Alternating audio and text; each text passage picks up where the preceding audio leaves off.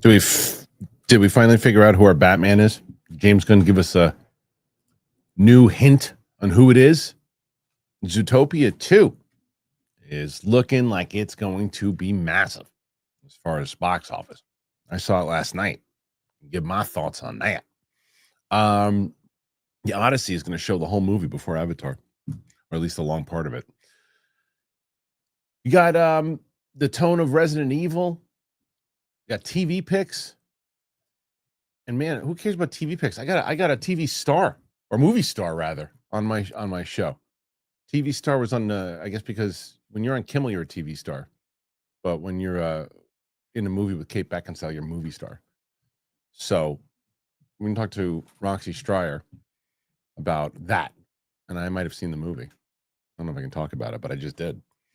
So that and more on today's show. Can Roxy and Mike beat Roca? I wish I knew. We'll find out soon.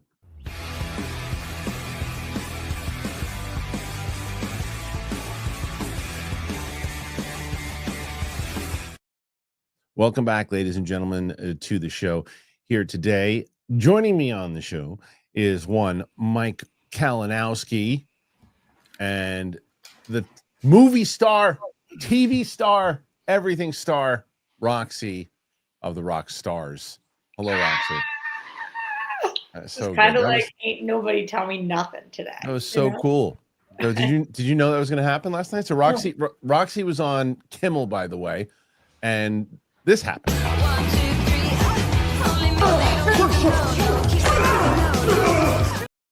Who was that? Who was that? The craziest thing. Like my phone was on Do Not Disturb, and then I looked at it, and I had 10 missed calls from the producer of the movie, from my friend Dominic Burns, and I was like, was I not supposed to post yet? Did I? Yeah, I can understand why you feel that way. And I call, and it said, "Rox, call me immediately," and I was like, "Oh my God!" And so he was like, "If you're on the West Coast, Kimmel's about to air, and you're on it." And I was like, "That's so cool." I know for like a lot of people, probably that's a very small, minor thing, but no way. No, I think that was minor. Well, just because, like, I mean, it's just my face for a second, but for me, I feel like the coolest person on planet Earth. I was like, you got to be kidding me that the one scene that they chose to show, you were in there. I'm in. That's like, so cool. And you were very good in the movie. I saw the movie.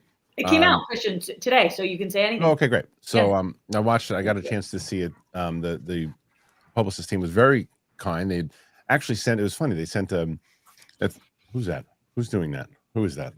Is this like when somebody was playing with that toy and I kept saying no, it's my writing partner is becoming my new, doing the same thing that my wife does. She calls live during the every single time. So sent me the nicest message, Kristian. I did. Yeah. And you saw the movie before I did. So. I know, which is great. And so the publicist team was like, "Hey, not knowing anything, said, would you want to review this, see this?" And I was like, "Well, I'd like to see it because my co-host is in it." So cool. And they sent me a link right away. And I said, and talk about the movie. So the movie is essentially, she's Kate Beckinsale is like this badass who is in this. She's a criminal, I guess you can say. She has a past. She's got a past.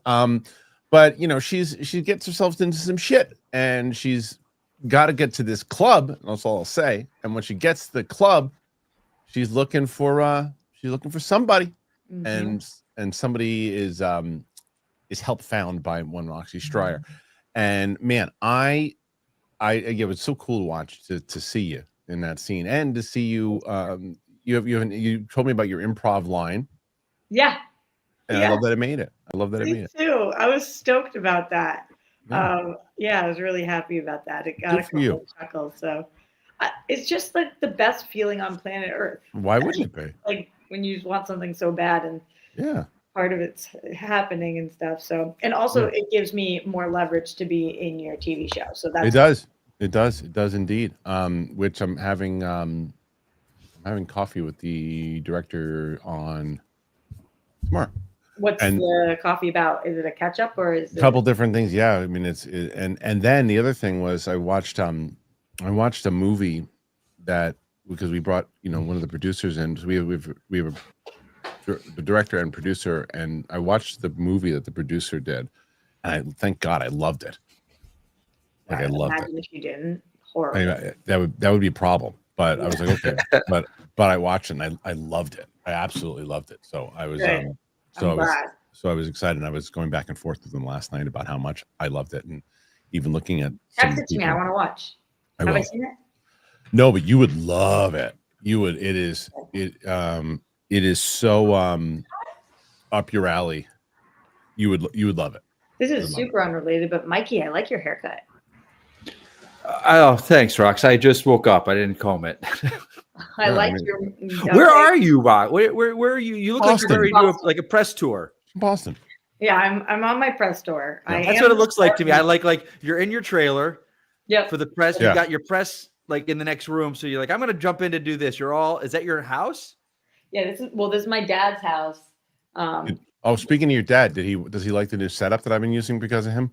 I haven't asked him about it. I have to. Come on, did it for him. If he doesn't like it, I'm changing it back. No, I have to ask him. Yeah, it's incredible. That's what I always say to him because like he doesn't know the people that we work with or whatever. But when you were texting me about the movie, I was like, Dad, Kristian liked the movie. And he was like, oh, down there. So funny, so funny. You know what's hilarious is that so age of disclosure for people. Roxy was. Did you watch it yet? Not yet. I'm gonna watch it this weekend.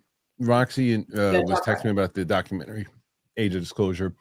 You know what's hilarious about it? Remember what I told you? I said the most important. I don't, and I feel like when I watch it, I'm going to say the same thing. There's not going to be a lot of new things that I watch from it that I'm going to find so new or like I've heard all this.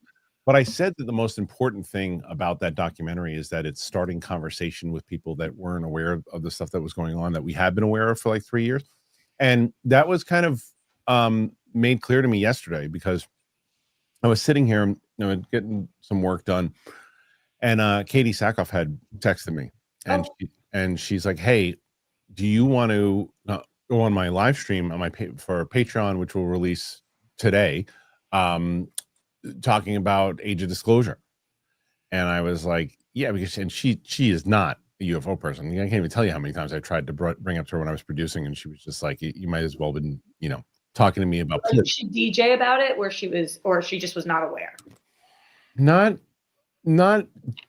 to that extent, but but that certainly adds into one of the reasons why she just can't. Like most people just can't fathom it. But a friend of hers watched it and said, "You got to watch this. It's gonna change your worldview." It didn't. She watched it, but it didn't change her worldview. But it got her talking about the conversation. So that's what we talked about yesterday.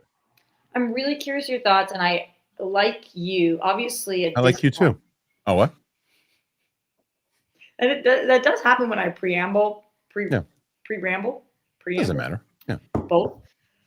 Okay, so what I was gonna say was, like you, I am super embedded in this world. Now you are more embedded than I am, but I have been embedded for longer. So I've been waiting for this for like a moment like this for so long. And so I knew everything in the doc pretty much like you will too, except for the thing I texted you about, the verbal theory, which I'm surprised more people aren't talking about because it's the first time it offers up a theory on why we don't have as many clear images as we should, why there's actual health risks to people that are nearby UAPs, why they're able to make 180 turns, why they're able to travel the way they are. They introduced a new theory in this that I hadn't heard of before. That was really interesting. It's not a huge part of it, but I'm glad that they were providing at least knowledge. Yeah, they were just providing. They have some unbelievable scientific minds that are providing, and I'm going to talk about it in my TV picks, even though it's not a TV thing. I need people to watch it. Sure. That it's like it's incredible to. It's on TV. You can't see it in the theater, so it's on TV. Right, it's on TV. Right. Yeah, how crazy is that? I honestly, Kristian, was so happy that you sent me your thing because I texted you. I think this should be nominated for an Oscar. I know, but the problem is, like I said, and this is one of the things that I was, because it was myself, Katie, and her producer that were on the call together, and he said what I feared for most people, like Mike, like watch this. Now you know exactly where you can go, Mike. Yeah. Would you watch this? Could it be if you were curious about it? Do you know what we're talking about right now? The UAP stuff. Yeah, but if it's like, okay, this is a thing where basically military, pilots, government officials talking about it, and I was like, okay, look, I want you to watch it. What are you going to say? Well, if you ask me to watch it, I'll watch it. Right, but follow up with that. Like I was like, okay, you're going to watch it, so go watch it, and then the next question would be to you after I watched it. No, well, we're essentially we don't want to keep sending you down this road. Where can I watch it? And the you're going to say, where can I watch it? $25 right now. Right, I'm going to tell you, you got to rent it for $19, and you go, I'm not going to watch it. Right. Right. Yeah. Right. Exactly. And that and you're not wrong for saying that. That's the problem with this documentary, and a lot of the difference with this documentary that say, like, because James Fox, who is a very renowned UAP director, his last movie, same thing. A lot of these, you got to, if they're not picked up, like the way that I found this whole topic or gotten interested in it a little bit more, rather, was that through. article. But it was national. No, it wasn't. The article was intriguing when we were on Collider Live, but that's not what really got me to really get it. No, but I took because I had taken such a break on it, and it was when I was at home watching on Discovery Channel, well, not Discovery, National Geographic, which I have. I didn't pay $19 for. I watched the documentary, and then I was like, oh, now I want to go down the rabbit hole. Yeah, I am with you. The problem is, it was probably so pricey to make. Sure, you got to get it picked up. No one picked it up. Netflix should have picked it up. And I think it would have annihilated there. I still think it has Oscar hope, though, because it has such buzz, and right now it is making mainstream media. People are talking about it. Reviews aren't very good, though. That's so annoying. Yeah, I know. You know what I this morning, I told you guys I'm seeing that guy. Oh, yeah? How's that going? This morning I said to him, I have to be honest with you. It's very important to me that you watch this documentary. I love that. Well, it's 94% on the popcorn meter. 94%. Tomato meter doesn't actually, only has 8 reviews, so it doesn't really. It's so excellently done. I can't wait for you to see how well done. Yeah, it's Dan Farah. I mean, I'm not surprised. Yeah, of course. I really want you. Once you watch it, can you immediately text me? Sure, and it is. And someone's like, "Is it really mainstream?" This one is the most mainstream out of all of them because South by Southwest. It's the amount of coverage that it received through national news as well. I mean, like I saw it on Jake Tapper covered it, Fox covered it, like everybody covered it, and not just in like a segment. They had him on, and it shows you the difference when you have someone like a Dan Farah doing. Anyway, so that's out there now. You can check that out. Age of Disclosure. It's on Amazon Prime. But the other thing is it might. I would assume maybe it hits Prime Video eventually if it is something that Amazon that would be very helpful. I'm hoping. I'm hoping so. So we'll see. Okay. So other things to discuss. You guys, you're going up against Roca again. He beat you last week.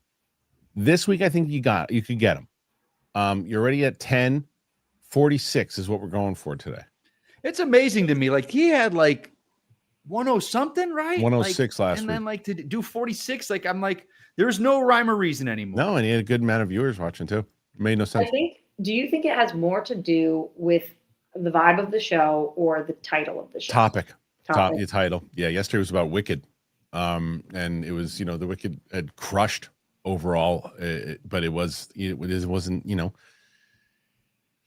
live is weird, man. Like I said, live is such a strange, like I was on to like YouTube, like person in general, the algorithm is so bizarre and how live works. I know people with millions of subscribers, and they're lucky if they get 800 live viewers with 1 million subscribers. 800, and it has nothing to do with lack of interest of their channel because their channel's crushing. It's the algorithm's not pushing it.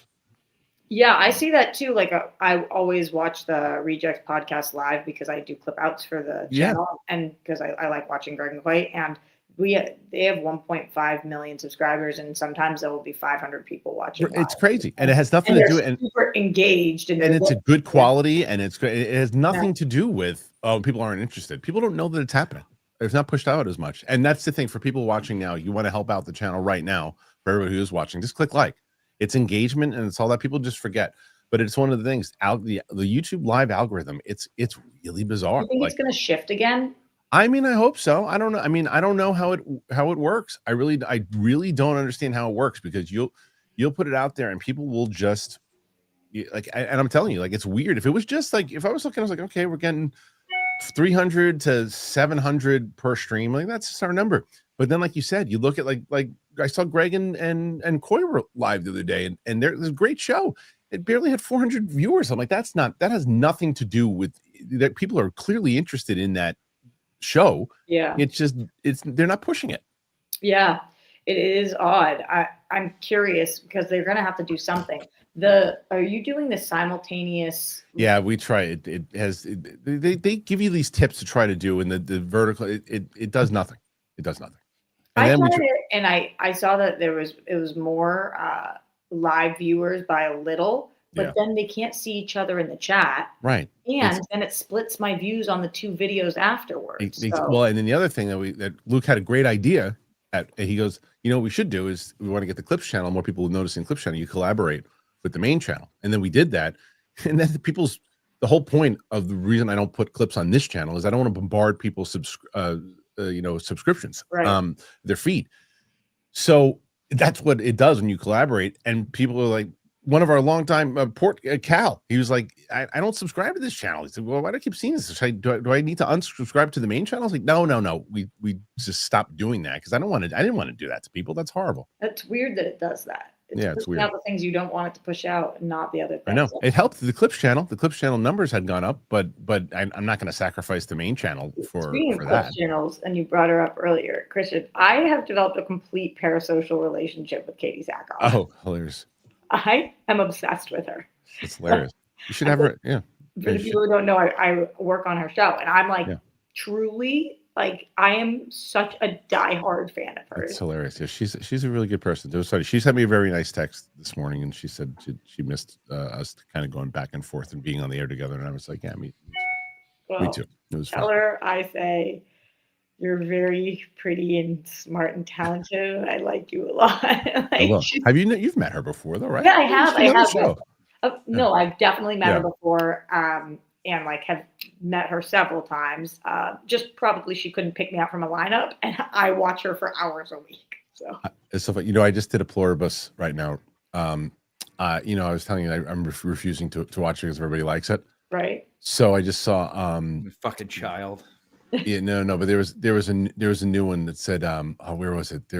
I'm trying to look at this comment. Oh. It was from Ackerton 283. So when do they start talking about Batman? Now I'm like, now I'm going to wait until like the last 5 minutes. Now it's about the last 5 minutes of the show. That's when I'm going to do it. It's like now it's like now that you've asked me and you can't and you it's a live show that you're tuning in for 2 hours. And if you got to watch it right now, I'll the answer is whenever. I feel like really we should focus more on getting the super chats and beating Roca this week. Beating Roca, yeah. No, we'll talk about it eventually. Not to brag, but I was on Kimmel, so where are the super chats? Yeah. So whenever we talk about it, that's when we'll talk about it. So hey, did you guys hear about this? So apparently, James Gunn confirmed this a new Batman, maybe not. I don't know. Could this be Bruce Wayne? James Gunn replies to post fan casting Superman finalist Tom Brittney as Batman. James Gunn has curiously responded to a post fan casting former Superman hopeful as Batman. Could this be a sign that DC Studios has found its Dark Knight? A lot of mystery surrounding the DCU's Batman. The burning question on everyone's mind is who will end up playing him? Multiple fans have floated around online from Brandon Sklenar to Alan Richardson. Unfortunately, with the Brave and the Bold not looking to be any closer and Batman not expected to show up in 2026's Clayface, the casting of the Cape Crusader seems to be quite far away. Or is it? In an unexpected turn of events, we may, emphasize on may, gotten a tease about DCU's Dark Knight for a surprising source. James Gunn recently posted a picture showcasing the storyboards for his Superman follow-up Man of Tomorrow, which he is gearing up to start shooting in April. A fan replied to the post with a picture of Tom Brittney, who was one of the finalists to play Clark Kent and Superman, captured with Bruce says merman emoji. For context, the merman emoji was featured in Peacemaker and is regularly used by Gunn on social media. Surprisingly, Gunn actually replied saying, that guy is a great effing actor. So there you go. Post has very little engagement, so it's curious that Gunn chose to specifically reply to it, likely being aware of the attention it would garner. The director enjoys teasing future announcements with sneaky little social media posts. A good example is the time he posted an image of Mr. Terrific prior to him being announced as part of the Superman cast. Furthermore, there's history between Brittney and DC. As mentioned, the actor was one of the top contenders for the role of Clark Kent alongside David Corenswet. And here's a key thing to consider. If he likes an actor enough during an audition, Gunn keeps him in mind for future roles. This is common practice in the industry, but the director appears particularly fond of it. A big example is Nicholas Hoult, who got the role of Lex after being a finalist for Superman. It's not the first time he's praised Brittany either. 2024, a fan on Threads asked him if he was true that the actor had worn and torn Henry Cavill's Man of Steel costume for his audition. He said, yes, Tom messed it up, and then Cornsweet came in. He was too tall, so it just got torn to shreds. By the way, Tom is truly one of my favorite actors, incredibly talented guy. Let's see. Anything else there? Superman, Batman, yada, yada, yada. Okay, that's good enough. So, Roxy, I don't know this guy. Is he a TV guy? I'm looking at his credits Okay. right now. He was on a show called Unreal, which I did watch back in the day. That was the one that was like a scripted Bachelor. If you remember that show. Okay. It was A long like time ago. really What was the name of it? Which one? It was called Unreal. Do you Oh, yeah. remember that? Yeah. He was on it, it says, but I truthfully don't remember. He has a few credits, but all stuff I haven't seen. Do you guys know any of this stuff? Back in Action, Grantchester, Fred, Invasion, which is a show that he was on one episode of, Greyhound, which is that movie with Tom Hanks. Okay. Yeah, no. Yeah, he's done some stuff. He's unfamiliar to me. He's obviously gorgeous, looks like a superhero. Not surprising that he's on Gunn's radar from the UK. Gunn casts a lot of people from the UK. Okay. Yeah, but I don't have that much more information on this. Usually, Kristian, exactly what you were. I was like, oh, he must be a TV guy. I must know him from somewhere. Right. That's what I thought. So, I mean, apparently he really likes him. Mike, do you think that this means he's probably going to get something? I think it means nothing. Nothing at all. Okay. Nothing. Okay. Nothing. Good buzz for him. PR dream for him. No? Yeah, I do think it means he'll be cast in something. I do. I don't know if it means just because Gunn liked a picture of him and says he's a good actor. The fact that he's done 2 posts about how much he really likes him as an actor, I think he'll probably get something.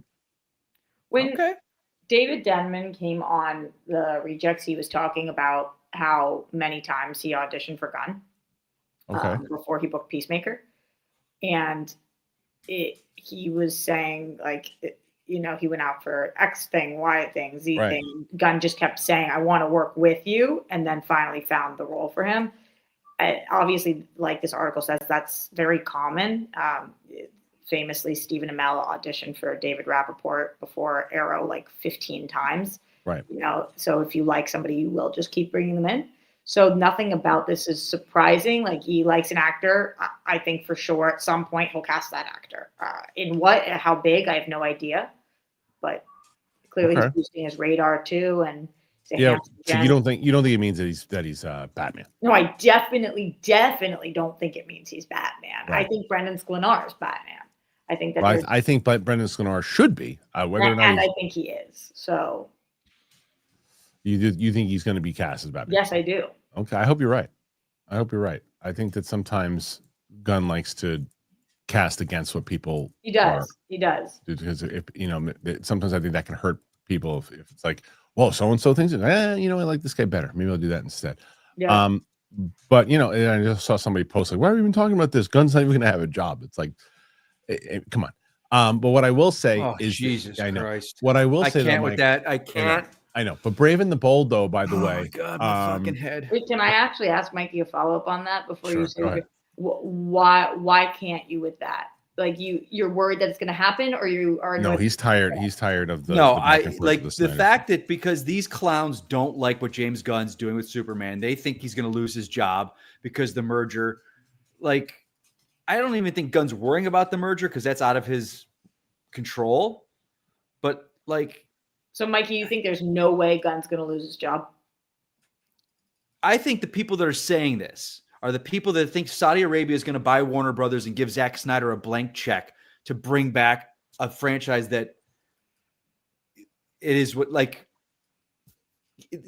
Do people think like, let's say there's 30,000 people that want that back. You think a studio is going to make that for that? Like, my head hurts fucking thinking about this.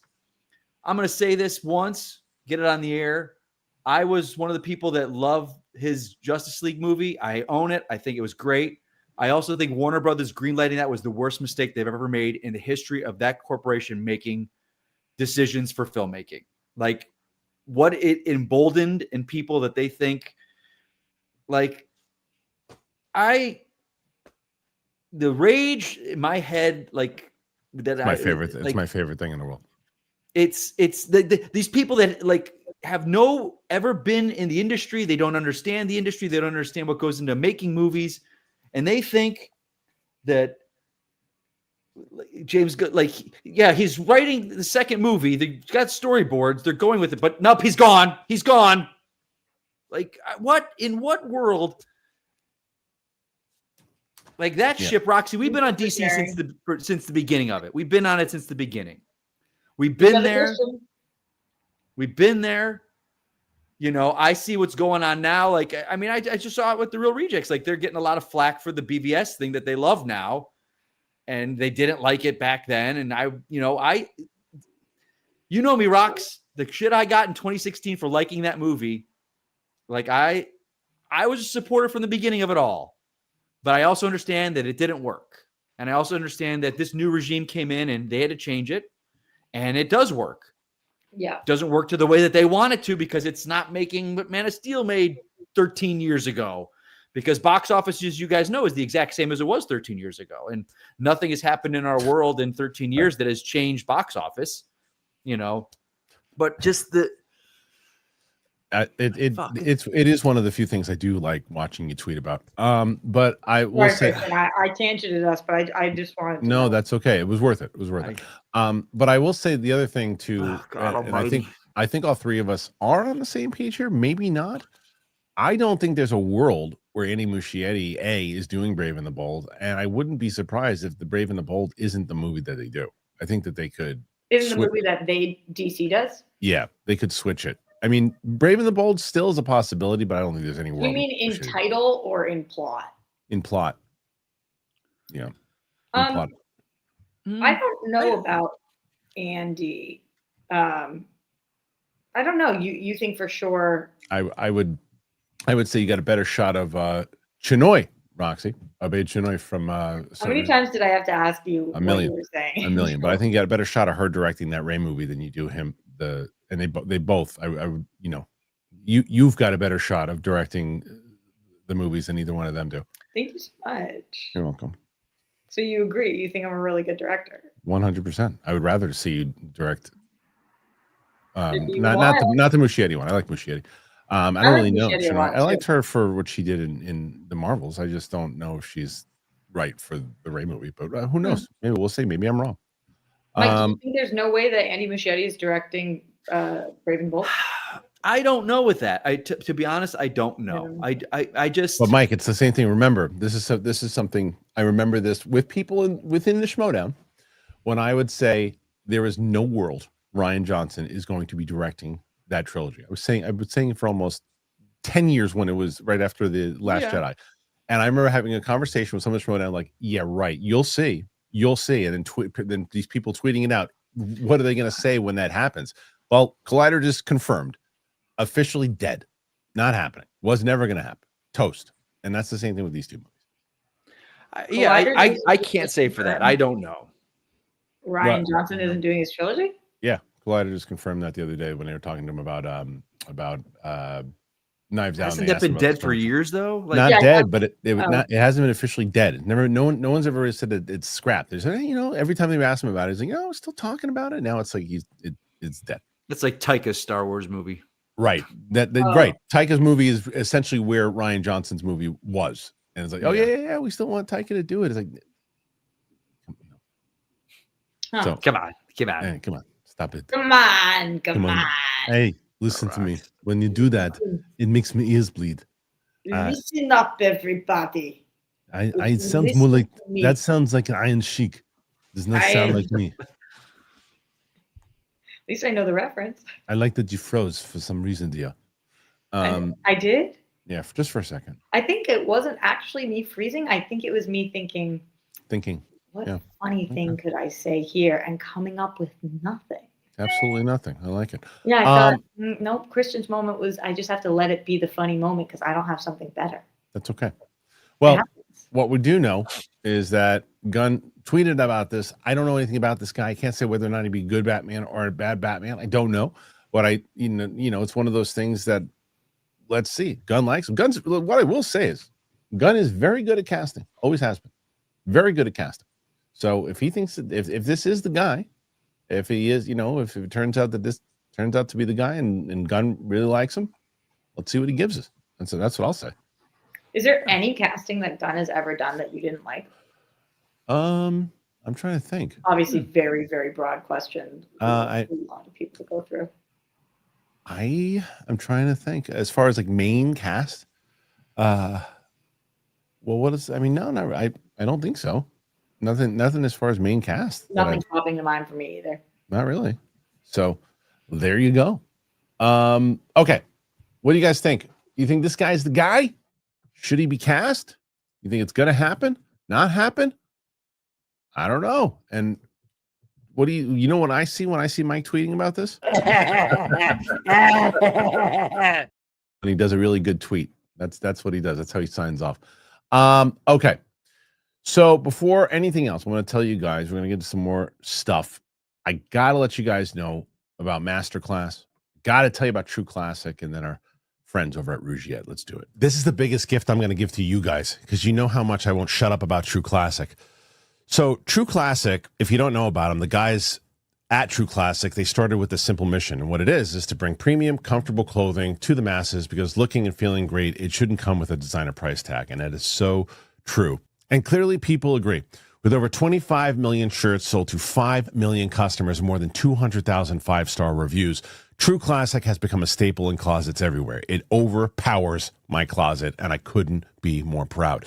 It's not just about fabric. It's not just about fit. It is about confidence, and I am a testament to that. I love walking into rooms knowing that I just feel good wearing True Classic. It's about helping people show up every day feeling put together without trying too hard. What makes them so great? What makes them the perfect gift this holiday season? I'll tell you what it is. It's the confidence. It is every single person I know. Mike Kalinowski raves about it.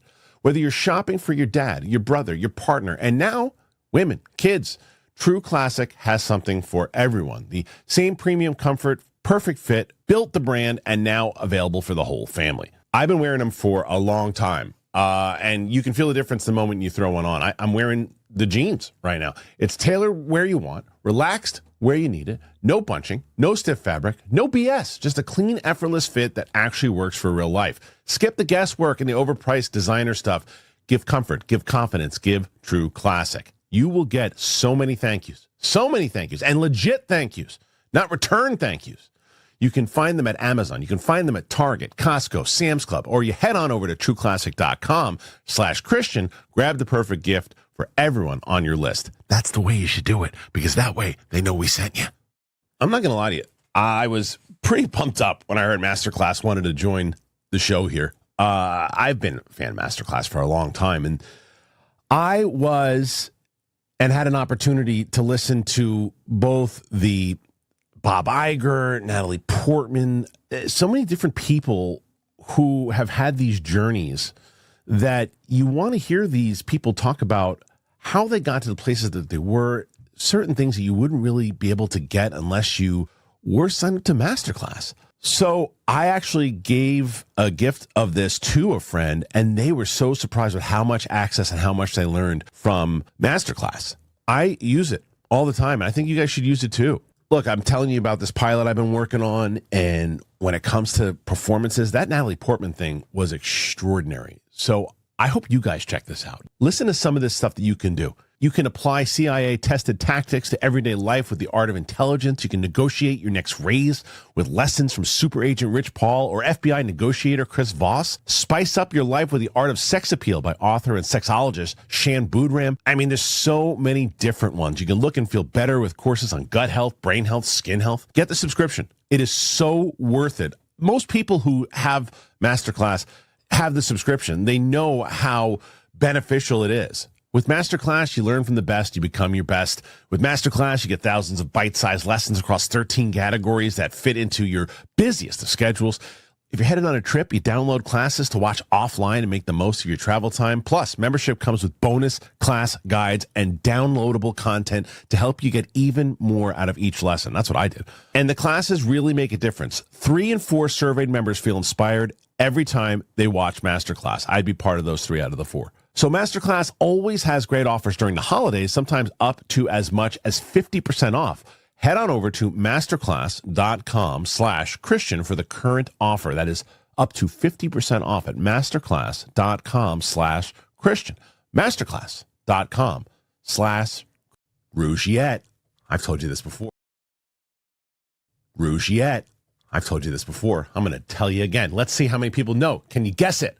What do you get when you have a bald eagle standing on top of a silverback gorilla, and then that is riding on top of a T-Rex? What do you got? Confidence. Pure confidence. That's the kind of confidence that you need in the bedroom for that next level wolf riding beside a velociraptor in a Lamborghini through outer space type of experience. That is right. That's where Rugiet's Go Long comes in. It's not just another ED pill. It's a confidence game changer. Why? Because Go Long combines 2 doctor-trusted medications in one dual-action formula to help you get hard and go the distance. Plus, the effects last up to 36 hours, which means that you're just feeling confident all day, all night, and then some of the next day, too. Getting started? Simple. Connect with a board-certified doctor 100% online at rugiet.com. If prescribed, your treatment ships discreetly to your door. Ready to level up your confidence in the bedroom? You got to head to rugiet.com and use my promo code Kristian. Get 15% off your first order. That is rugiet.com. Code Kristian. You got to use my code. Why? Well, they know that I sent you.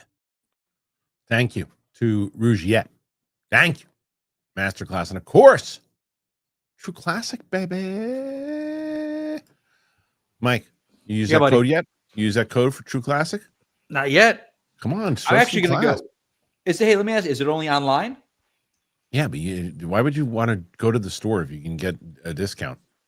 I like to try them on sometimes. Okay. But what I'll probably do is I'll go to the store and try it on and see the size I like, and then I'll go to online and buy it. Okay. That's fine. So I'll take a picture next time and show you my dresser drawer. It's all True Classic. Yeah, I'm saying the same. Jeans, I got True Classic jeans in the car. Everything's working. And then again, man, I know Roxy's getting ready for MasterClass right now. Look at that. That's true. Putting these on. Roxy's getting ready for the Rugiet. The Rugiet? There you go. Well, listen. I'm not.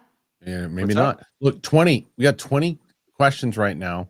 And we're not even we got 20 minutes left of just the news portion of this show. So you guys got a good shot here.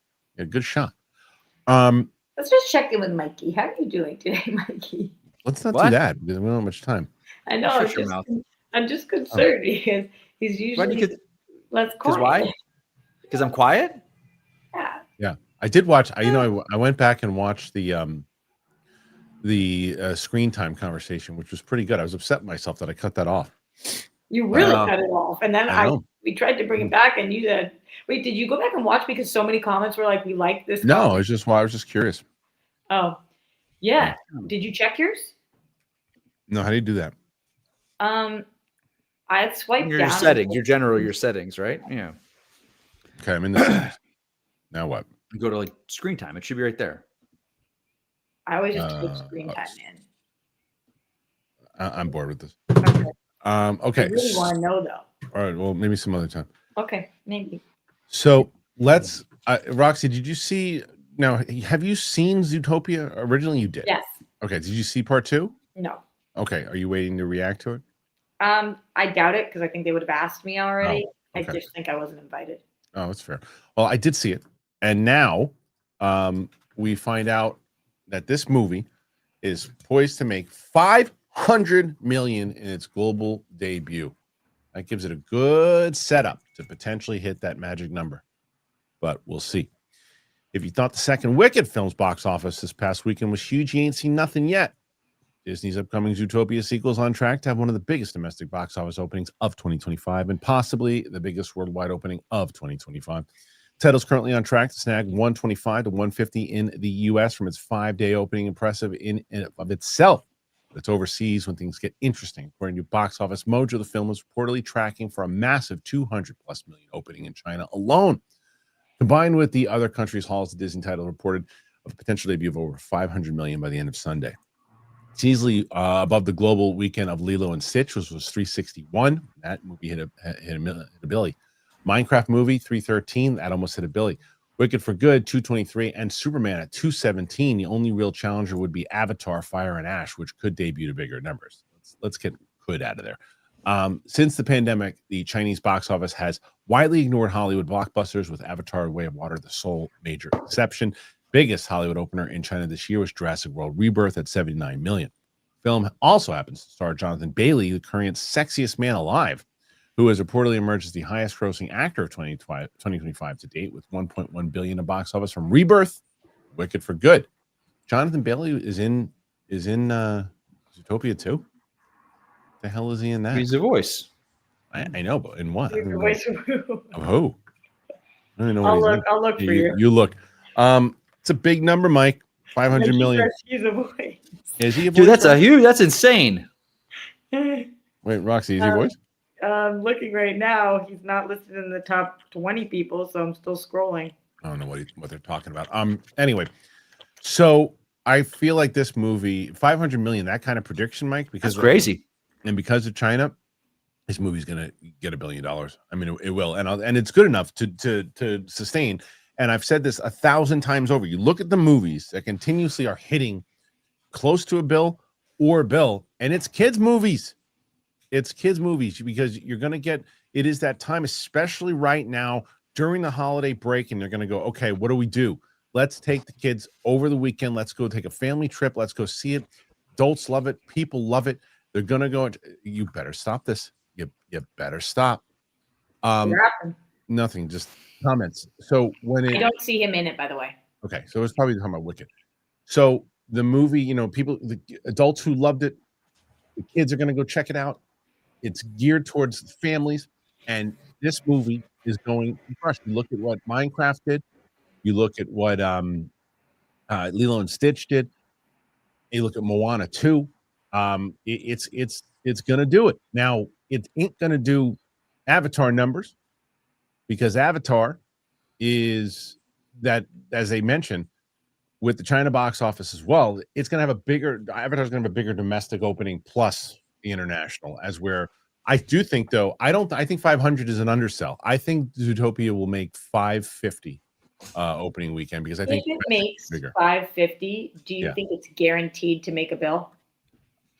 Yes, because, well, no, I think that it is all dependent, as it usually is, on week 2. How big will that week 2 drop off be?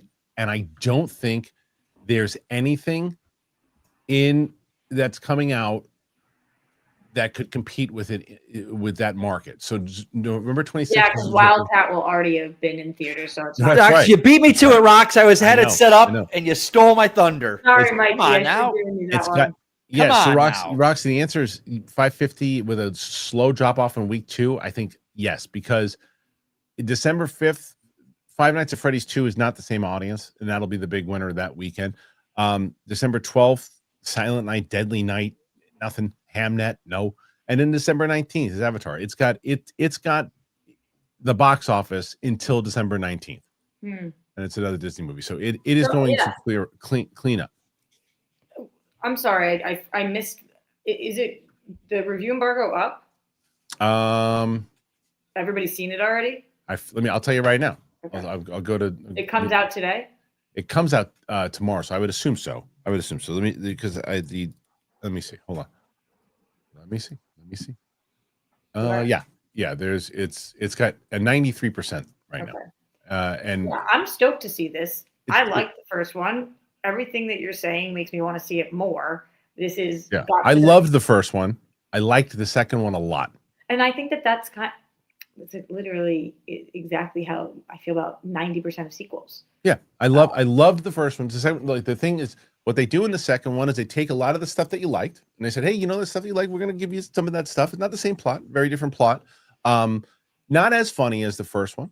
The relationship is definitely there. The relationship between, that's what they market this thing on, is that the relationship between Judy Hopps and Nick, right? That's the essence of the whole thing. It takes place right after the first one, and they have this new adventure, what they have to do. There's new characters that they also introduce, and it's a little long. It's a little long. It's like 145 to me, which is a little long for animated, but I really enjoyed watching it. And I really think Jennifer Goodwin is so good as Judy Hopps, and the relationship with her and Bateman.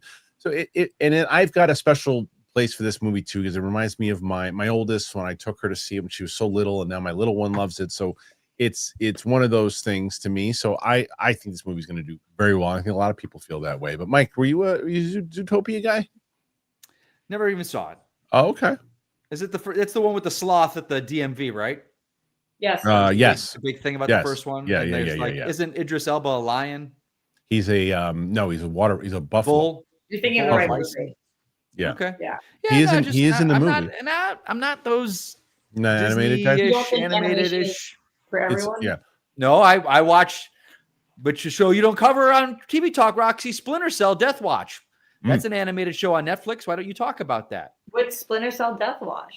An animated movie, an animated TV series on Netflix. I've never even heard of it. Already greenlit for season 2. Mikey, I do watch animated stuff, just not Mikey, I think for TV talking picks, animals. we should give you one slot for next week. You tell me what you're I watching. cover, Rox, that's a thing. I cover a lot of TV you don't watch. I don't say cover. I watch a lot of TV that you don't watch. Right. You watch a lot of TV I don't cover. Yeah. Like there's a wheelhouse that I'm in with my stuff, like your movie. That's my wheelhouse. Is it mostly animated? The stuff I watch? Yeah. No, this is the only animated thing. But because it's like spy based. It's based on a video game, but it's a spy video game. So it's Okay, what are 2 other Mission shows you're Impossible. What's up? What are 2 other shows you're watching right now? Well, I'd watched Dark Wolf, the Terminalist sequel. That's already out though. Okay. It's over, but I'm rewatching. I'm not rewatching. I'm watching for the first time Righteous Gemstones. Yeah. So yeah. You didn't cover Reacher, did you? I did. Yeah, I covered Reacher. I love Reacher. Okay. But I actually think that I started watching Reacher because you told me how great it was. Because I didn't. Yeah, you did. You were one of the big advocates for that show for sure. But either way, Did you just get done what you needed to get done? No, I wanted to see it closer. You're like the magician assistant that it's like the worst, right? You're like, hey guys, you want to see the hole in the bottom of the stage? Right after the guy does the trick. But I set you up for success though, because here's the mirror when I'm sawing her in half. Right. You guys want to see the mirror? Don't worry, guys. I really have legs. Well, no, but it's like I brought the equipment because I saw that you needed to do something, and then I was chatting with Mikey. Right. But you shit all over what you did. Whatever you just accomplished, you took a big shit on it. It's because I have no chill, Kristian. Oh. I have no ability. That's fair. To be chill. I mean, if you'd like, I could just do this. Would you like me to just do this? That's a fucking story. That's a fucking character right there. Roxy is a terrible magician assistant. Yeah. That's a movie. That's a TV show. 100%. Do you know how many times in my life I've had guys tell me you're so chill, and I'm like, you have no chill. oh no. Yeah. Well, we're also. Well, my favorite thing too is that the other thing is that how you have to run out the door by the time we hit the time. Not like, today, I don't. Oh, you don't today. Okay. Well, normally you do. So that's why when we stretch and we go past and we go into these tangents, it's like I'm trying to keep us on track by eating. Let a man eat his meal in peace. That's right. It's good. It's really good. Oh, Kristian. Your progress pic, man. You look fucking awesome. Oh, thank you, Rox. I appreciate that. So stoked. I'm so stoked every time you do that because genuinely somebody else is going to change their ways because of you. Even time. Mike liked my post. It was great. Did I? Yeah, you did. That's probably a fucking accident. I didn't mean to. It's probably a fucking accident. I had a problem. You really want to get into shape? Why don't you come in the boxing room with me? I'll knock you on your ass. Let's do that. You know what? I'll tell you. Old school. Old school. Let's set it up. 25 years late in the making. That's great. We'll set it up, and then you can ditch to go try to. Did you get that email from the fraternity? They're recolonizing with the house and stuff. Let's do groundbreaking. We'll bring back Friday night fights, Thursday night fights, and you and I. Mm-hmm. You know, a couple of rounds of fisticuffs. You wouldn't last around, buddy. So wait, you don't want to know what my problem with it was? With what? My post? Yeah. What was the problem? I didn't say I had a problem, but you guys were having an interesting conversation. Oh, what didn't you like? Well, I commented on it, and other people commented on it, and you responded to other people's comments, but you didn't respond to my comments. What was it? I said that you look great and keep up the great work and keep kicking ass. Well, I knew I would talk to you about it here. but then just like other people said things Oh. that like you responded to, but you pretended to not know me. Well, no, that's not true because they knew I'd be talking to you about it here, and you always respond to my stuff, and you're one of the first people that does it, and you're the one that gave me the courage in the first place to even post it. Hell yeah! There we go, team. There we go. Yeah, I wasn't sure because I said to myself, that was one where I was like, okay, you know what? I can get people who are asking, and it's been so I tried it. So there you go. Hell yeah. Anyway, so thank you, Roxy. Very, very, You're very welcome. nice. So I'll stop tangenting now, but no, it's nice. Great work, squad. Thank you. I appreciate that. Okay. So, let's do one more story, then we'll get to TV, and then we'll get to the questions. Let's go with, let's see, we'll talk about James Cameron not liking Netflix. How about that? Go for it. Which would be interesting to Interessante, Carla Brigante. Here we go.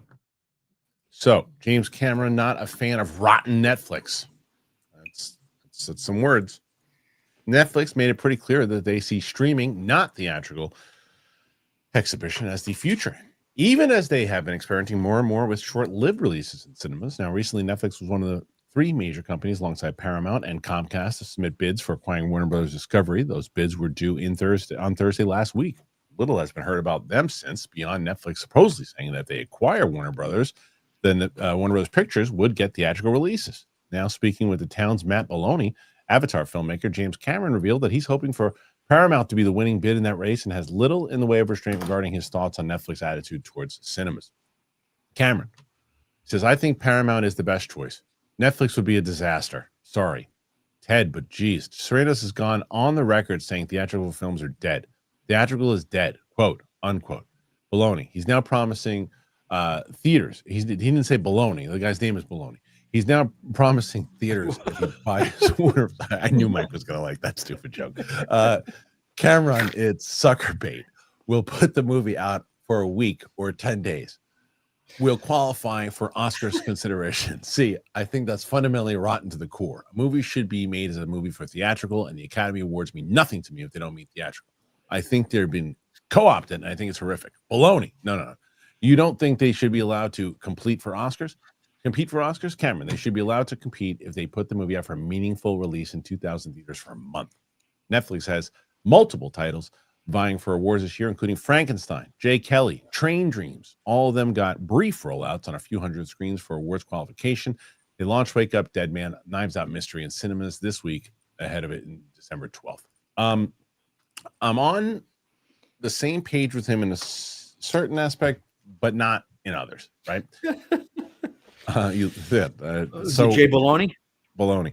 So I think that the one thing that I agree with, look, the idea of saying theatrical is dead, and then he's the one guy, Cameron, that can go, oh yeah, watch this, and then $2.5 billion later, it clearly not dead. But there's a case to be made. It's a streaming world right now. Where I don't agree with him though is the Oscar thing. Movies are movies. Movies are movies, and Oscars are supposed to be. It's not who's got the best theatrical movie. It's who has the best movie. So if somebody makes, and this is just because of the politics involved, will never happen. But if somebody made the best movie ever, maybe someone was able to make their Rocky, and they were able to make it for $1 million, but they couldn't get theatrical distribution, and Amazon Prime got it because it was easy for them to buy it and put it out there. And everybody agrees. 2 billion people saw it and say it's the best movie ever. It should be nominated for an award. Just because it wasn't in theatrical, I don't think should disqualify. I've never agreed with that logic. Movies are movies. It's about best movies. But I do disagree, Roxy, with the idea of theatrical is dead. But I do think also if Netflix gets it, that they would keep Warner Brothers alive. I think that would be their fix to this pushback. What do you say? Imagine being at a place in your career where you could say this out loud. That's true. That's true. I just kept thinking when I was reading this, James Cameron is so untouchable that he didn't mind saying, I will never work with Netflix. It's not what I wanted. It's not my strategy. Like Martin Scorsese put out a movie on Netflix and couldn't have said something like this. So right. it's just funny. And you're right. He's like the one guy where when he says it, I'm kind of like, yeah, his whole MO is big blockbuster. There would never Gotta watch it in the theater. Gotta watch it in theater. I also always am going to respect any artist who still wants to get butts in theaters. It is a very concerning time to be in the entertainment industry, as the three of us know very well, and a lot of our audience knows, because a lot of the people who watch the show are in the industry. So I, too, think that we want to push more people in the theaters and still have those great big blockbusters. But I'm also majorly with you, Kristian, where the best is the best. And a lot of time, best is based on script, based on plot, based on emotional arcs and characters. So if that's the best movie and you don't think it should be nominated because of where it was shown, that's pretentious. Right. Yeah. And it's old school, right? It's old school. But Mike, that's a better way to phrase it than pretentious. But I don't like, like now that we have have you talked about the verticals agreement that took place this week? That SAG is now including verticals, and verticals are now covered under SAG. The vertical people who don't know, it's when things are shot vertically, but they're scripted narrative series, which are now covered under SAG contract. But it's just, it's interesting that I think one day I will probably be the old geezer who's like, I don't know that thing should be existing or nominated or whatever, because as things change, like AI, like verticals and things that I'm kind of like scratching my head about. So I also get why he's scratching his head about Netflix movies being nominated, when he's like, I came up in a time where you had to spend a ton of money, put in all your go this certain path, do this certain thing. Yeah, it's like, because there's a pride about getting people in the theater to go see your movie, right? I mean, 100%. But it's just a different world, and there are a lot. It reminds me, Mike, kind of like with Howard Stern, right? When Howard Stern, for a long time, I don't know if it's changed now. I'm sure it has, but he would never say it. He was a big advocate of how podcasting isn't broadcasting, and podcasting, it's not traditional radio. Traditional radio is the way it has been. That's the way he did it, and you had to get it on the air, and you got to get people to listen to your show. And podcasting was the easy way. Now, podcasting has surpassed radio by tens of millions of people. So I'm exaggerating, you know what I'm saying. So what do you I don't think you are exaggerating. No, do you see the similarities, Mike, with what I'm talking about here? And what do you think of Cameron's comment? I don't know if I use that analogy, because at its core, it's still someone talking into a microphone and you're listening to them. Whereas, I think I'm a generation ahead of Roxy. And I don't know, maybe it's interesting with you and I, because we're the same age, but we're vastly different thinking. I think this Netflix thing I think it's awful. I think it's terrible. We're going to put it in theaters for just a week, just to get that qualification, so we can. Part of me is like, why didn't Netflix? Do you care about the award then? Why do you care about the prestige that comes with it? Why because not just creators care? Because their creators care. So it's like I forgot there's a director that just said this recently, and I forgot who it was. I just read it. There's just something about going to a movie and being in that room with people, and the lights are down, and it's a different experience. And again, maybe I'm old school. Like it's like I just, and you guys know how hard it is for producers to find distribution on stuff. Like you talk about this UAP thing, to find distribution. It's so hard to even get it in a theater. Whereas like Netflix, every Tom, Dick, and Harry's got a thing on Netflix, so you can get in there. They've got, so where's the blood, sweat, and tears to get your project there? Oh my God, Mike, I would cut off a finger to have a project picked up by Netflix. If every Tom, Dick, and Harry can do it, why can't I? I don't think it's what do you have, Rock? Where's your product? I have you know that I'm making a movie right now, or do you not know that? But where is it? Is it ready for distribution?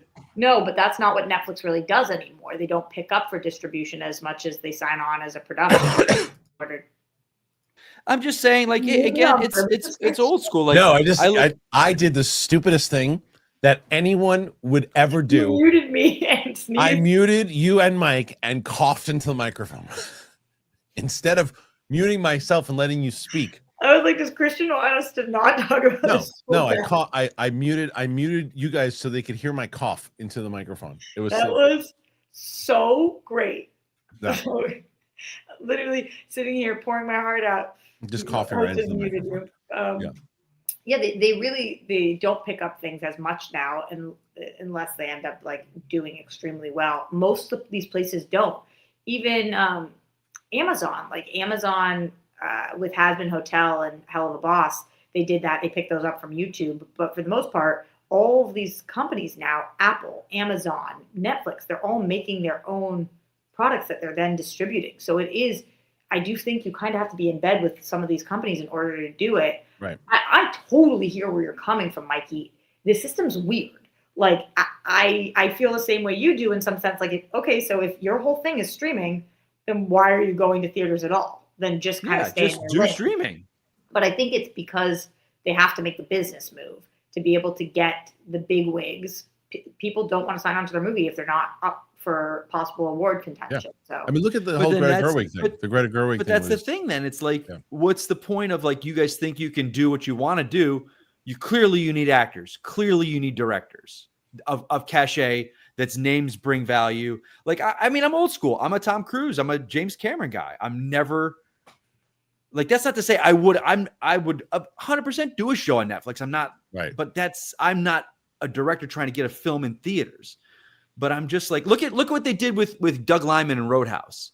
Yeah, you're getting distribution. Your movie's going to be in theaters. Whoops, sorry. We're not doing that. We're going to put it on streaming. And Doug Liman's like, well, fuck you. I'm out. With Narnia, with Greta Gerwig. Right. They kind of did that like, too. Right. Initially. Well, we'll see. Very curious I don't know, what you guys make of these comments by James Cameron. Do you think that they are legit? Where do you side? Put your thoughts in there. Let us know. Okay. We got 29 so far, but I want to get to Roxy's TV picks. So let's get into it. Kristian. Yeah. I feel like we got to up our game. Mikey, what do we do? How do we bring the heat right now? Well, God, I don't know. I've already shown nipple once. I know. We can't just keep offering up the mic again. What else can Mike do? And it plops on the plate. Maybe. Okay. Do more of that. There's always that. Always that. Roxy, let's get into your TV picks. You got some this week that we want to hear about. So let's start with this one. All right. So like we mentioned earlier, The Age of Disclosure is a doc. You can purchase it. You can rent it for $19.99, or you can purchase it for $25 right now. I have no. I'm cutting you off for a second because I know how this is going to make you feel. Is he kidding? He didn't know he was going to do that, but is he kidding? Isn't that great? So what happens? Like, I just start talking my TV picks, and he just ran away. He just doesn't give a fuck. No, he doesn't care. Look at him. Who knows? Probably thinking shit right now. I honestly think Age of Disclosure could change his life, though. Yeah, he's taking a shit. All right, go ahead. That's annoying. We talked about this earlier. It's so worth your time. If you don't know anything about UAPs, if you don't know anything about anything to do with is there extraterrestrial life here, or however you want to phrase this, this is a great place to start. They really break it down. It's very clear. It's well shot, credible sources. It's an excellent watch. You can rent or buy it now. Okay, Kristian. Yes. Do you know what this show is? Steph and I were doing a reaction on Disney Plus, and they showed the stupid trailer maybe 87 times, and every time it made me want to smash my head in with a hammer. Okay, so let me actually tell you something about this, and this is going to be a hot take, and people might not give me credibility after this, but I'm going to do it anyway. All's Fair has a 0% on Rotten Tomatoes. Awesome. This is the Ryan Murphy, Kim Kardashian show that simultaneously is airing alongside the Kardashians on Hulu. So we're seeing her on set for the making of this show and on the Kardashians while watching it. And I actually think that if you watch the Kardashians, if you're somebody who watches the show The Kardashians, it much improved this show because it was really cool to see her training behind the scenes for some of this stuff. And not just training for it, but like the 1-2 punch of watching those things together. You get to see her interacting with, like, Glenn Close goes to the Kardashian house to watch Fatal Attraction with Kim for the first time. So it just makes the show more fun because you're watching other things. The other thing I'll say about the show, Kristian, is, and this is, I really mean it the way I say it, it's not that bad. It's not that bad. To have a 0%, it's actually, I binged the whole thing up until last night. It is enjoyable if you like girl boss, lawyer, television. If that sounds good to you, it's actually enjoyable. So I feel like people are shredding this for no reasons. Is it the best show on television? No. Is it in the top 50 shows I've watched this year? No. But it's going to make my most underrated shows of the year list, because for this to have a 0 is egregious. Okay, fair enough. How about this one? Do you remember me talking about season 1 of Man? Yes, I do. I absolutely do. I think season 2 is spot on. So good. I didn't know how they were going to do a season 2. This is Ted Danson goes undercover as. The hell was that? Was that you? No, that was Mike making weirdo noises. He decided to come back. I'm taking a dump. All right. Well, anyway, the show is really endearing. It's nice, easy watch. He goes undercover with to try to solve cases, but it's a comedy. If you love Ted Danson, it's a great vehicle for him. Okay, Kristian. What? Watched episode 1.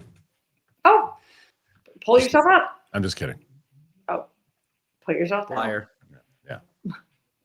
Liar. Mikey, have you watched it yet? I had to go pee. I'm sorry. You called me out. I had to take a leak. I'm sitting here. I drink a lot of Diet Coke, and I go to the bathroom. I had There's no way. There's no way you didn't take a dump just now. I don't take them that short. I take my time. I sit down and relax. I'm not one of those quick dumpers. All right. One of those quick dumpers. What I asked, though, was, have you watched Pluribus? Have I? No. Oh, you should. It's a long road to get to that answer. Yeah. This is the best show on TV right now. It's so good. This most recent episode was very upsetting. It was very upsetting. They went to a really deep, dark place, but it's still also, like, it's got a funny quirkiness to it. So I can't recommend this show enough. I know the more I recommend it, the less likely Kristian is to watch it. But if you guys at home aren't watching this and you're a TV fan, Vince Gilligan knocked it out of the park with this one. So He's good. the best. Yeah. Welcome to Derry. Kristian, you're caught up? Yes, I'm about to watch episode 6 today, I think. Okay. How are you feeling? Really dig it. Really like it. The spoiler, I guess, for people for the last episode is that our boy finally shows up. Yeah. Yeah. Kind of. Just like. Yeah. Yeah. There was it was a very good twist and a good spin, because there was like all these theories about things, and then they kind of said, "Oh yeah, all your theories are right." Just exactly. Yeah, I love that. I thought it was an excellent episode. Yeah. I'm really excited for 6. I'm actually flying back early to be able to watch it. So okay. I'm very, very excited for 6. I love the show. If you are a fan of it, this is a great thing to be watching right now. My oldest is absolutely obsessed with it. I mean, she's obsessed with it. Okay, did she see it chapter 1 and 2? She's reading the book right now. Did she see the movie? Saw chapter 1. I don't know if she watched 2 yet. People have been asking me, can they watch the show if they haven't seen the movies? I think so. Yeah, 100%. I think that, there's certain things that you put the familiar side of, oh, there's the town, there's this, oh, that's they cover this, but I actually think it elevates the movies if you watch the series first. Because, this is supposed to come first in the timeline. So what about if you don't understand anything about The Shine or 100%. Yeah. I don't think they make it. I don't think they do it like, oh, it's not like, where Marvel got to a place like, hey, if you didn't watch this, you're going to be lost. Okay. I don't think that at all. Cool. And then Stranger Things is tomorrow. It drops. You seen it? Not yet. No. So Sadie and I are going to watch it. Tomorrow we're going to do reactions to it. Sadie's going to react to it with you? Yeah. She's been asking. Love Stranger Things? She loves it. Yeah. So I didn't know that. she's excited to watch it. So we're going to release at least the first 2 or 3. How many are they dropping, Roxy? Are they dropping 4 or are they dropping 6? I thought it was 4, but let me actually look. I hope you're right. I hope it is 4 because then I can knock out 2 on Wednesday and 2 on Friday and have it ready to go. Let's see. You guys at home probably beat me too answering this. Yeah. People let us know. 4. It's 4. That's great.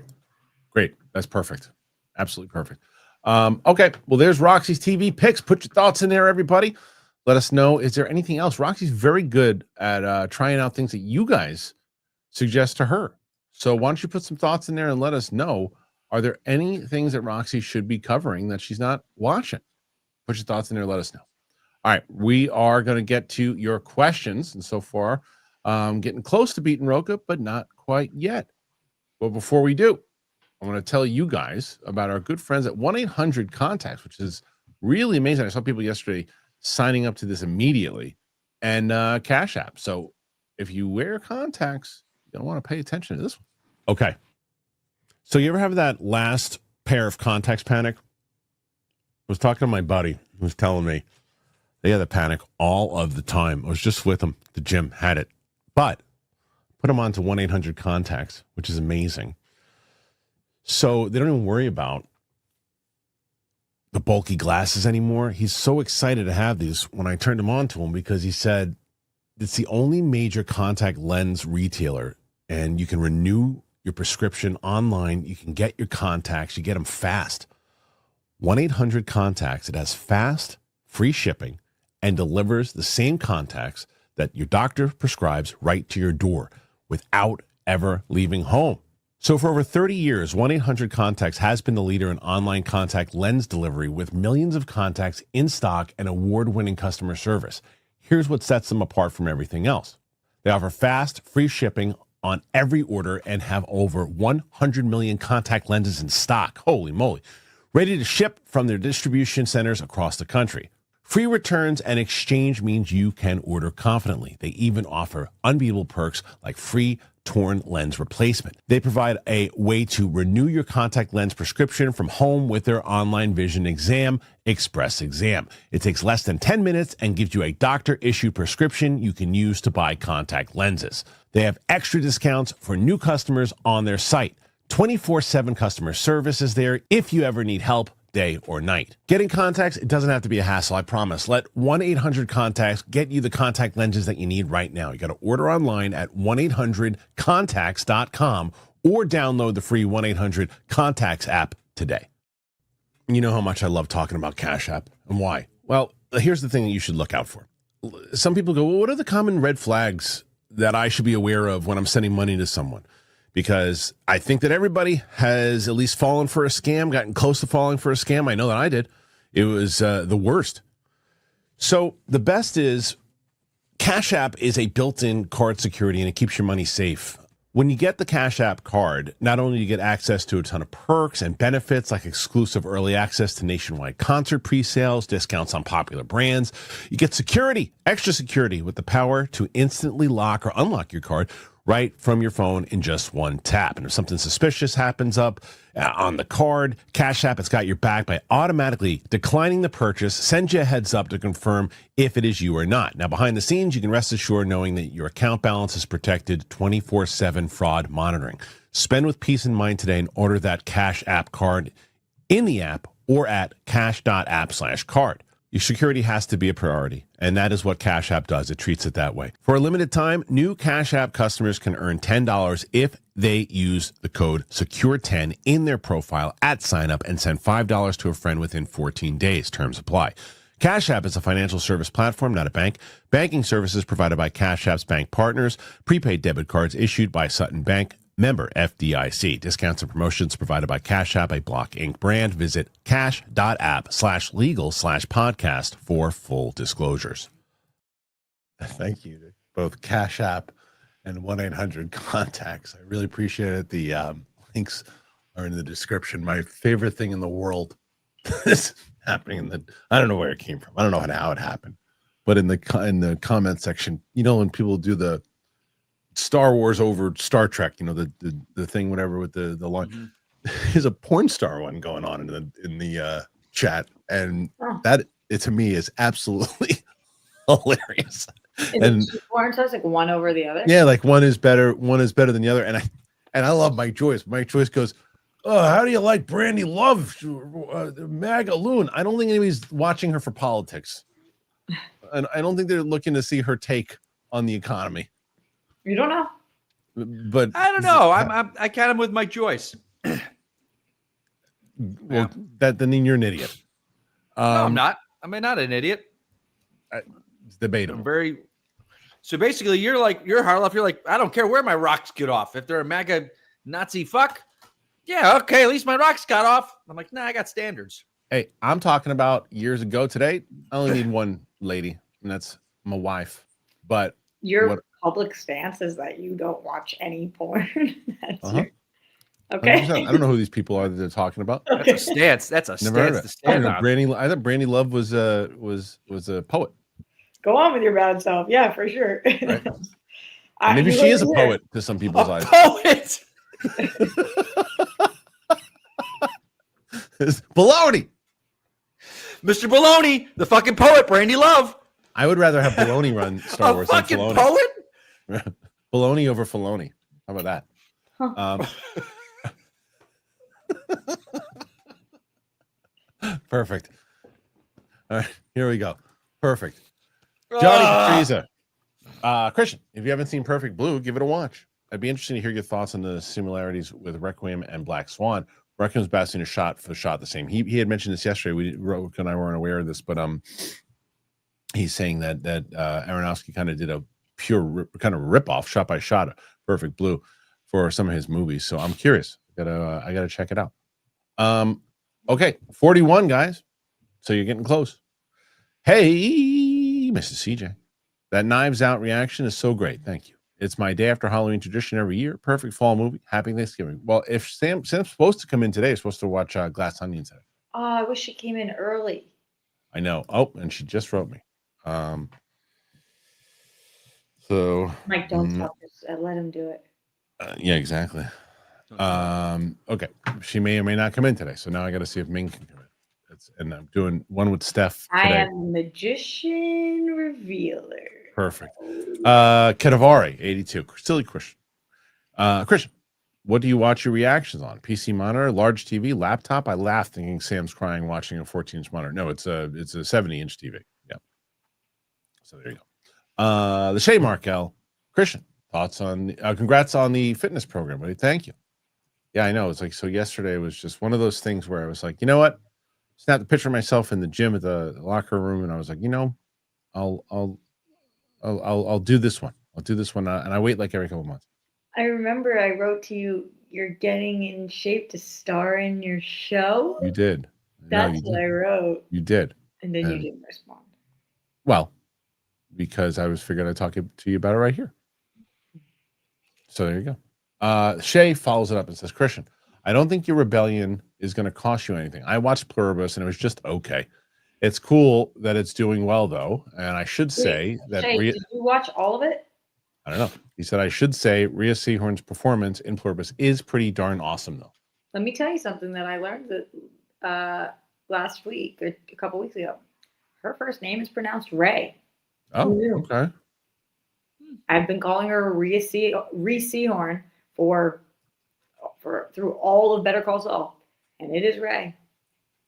Okay, there you go. Perfect. Let's do at least you're texting with. Right now, Ming. Is everybody changing their schedule around? Yep, and Sam can't come in today, which sucks. So how about today at let's say 5 o'clock. Let's see if that works. Okay. And how about Nathan Drake? I agree with Roxy that Kristian will be giving off such negative energy during Last Jedi. You're wrong. That Sam will definitely pick up on it. You're wrong. I didn't do that for a lot of the Marvel movies, and I won't do that for this one. I kind of resent Nathan saying he agrees with me. I didn't say he was going to do that. I said I feared he might do that, and then he told me he wouldn't, and I believe him. Right. Thank you. Shane Markel. Glen Powell is another project releasing in February. He's really making a run of it, huh? What kind of role do you think he's had the most luck in? I mean, you know, the kind of Top Gun Twisters role. I liked his role in Twisters. I liked his role in Top Gun. I think that he should. I think he leaped too far into trying to be leading man too soon. I'm on a bit of an island with this one. Yeah.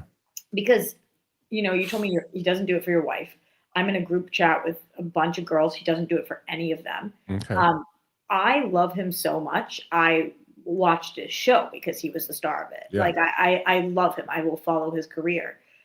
So I don't know why he isn't hitting for people the way he is for me. I think he's super talented, charismatic, sexy as hell. Just he's working for me. Yeah. You know what is also I don't love him in interviews. I think he's I guess I don't watch him in many interviews. Yeah, I've seen some of the things he says. It seems kind of like did you guys choreographed. Did you see his SNL monologue? Yeah. No, was it good? Yes, I liked it. It was good. Okay. He's a good. Here, I'll say it best.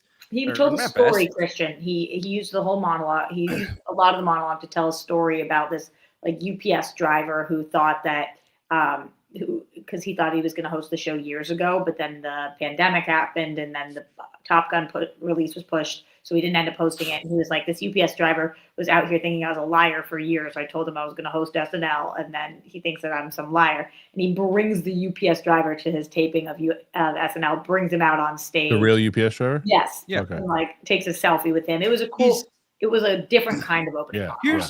Rox, I can tell you this. You know this. So I saw Glen Powell. You know Keaton Markey, right? Yeah. Yes. They're friends, I think. Yeah. Because I was walking out of Universal one day and I saw her and I was like, oh, that's Keaton. And then I saw Glen Powell next to her. And this is before Top Gun Maverick. Keaton but I knew him as host from that Mike and I knew back in the day. Kristian, you probably met her before. She was in Schmoes No. Oh, yeah. But I remembered him. I knew he was familiar. I was like, oh, he was so just genuine with her. Like it was just this friendship. So I kind of saw away from the actor appeal of him. Like I dig the guy. I think. Yeah, I like him too. I think Shannon says it best. There's a Texas charm to him because Shannon's a Texas girl. And I trust people from Texas, just they're good salt of the earth people. So I'm a Glen Powell guy, man. Yeah, I'm a Glen Powell guy. I'm gonna back him. Me too. But we can't deny that he's just not delivering right now. He's not, or it's not performing the way that Or here's the good thing. I mean, they tout him as the next Tom Cruise, and we always like Tom Cruise, the last big movie star. Are the world just over movie stars? Are we just done with it? Do we need people that are? So here's a guy, white, straight man, comes out. He's good looking, chiseled, athletic. But do we need our people to be slightly do we need the Jenna Ortegas where there's something weird about them? It's not just they that. Don't hold the interviews. Do we need the Ariana Grande and Cynthia Erivo where they're weird on the red carpet with each other? And wait, look at their red carpet. Hold on. Look at their red carpet. Their interviews are the worst. They're the worst. They're the worst. They're the worst. Glen Powell's out there just being a good. Hey, I brought my family. No, I know, but that has nothing to do with Mike, this guy. Mike, they're in a movie that was one of the biggest Broadway movies of all time. It's what you're put in the same way that look. We talked about this yesterday. Starfighter, right? Ryan Gosling is another guy who is major talent. Last movie, Fall Guy, when he started it, no one went and saw that movie. Now you're putting him in Star Wars. If Star Wars is going to sell that. Plus, you got him in it.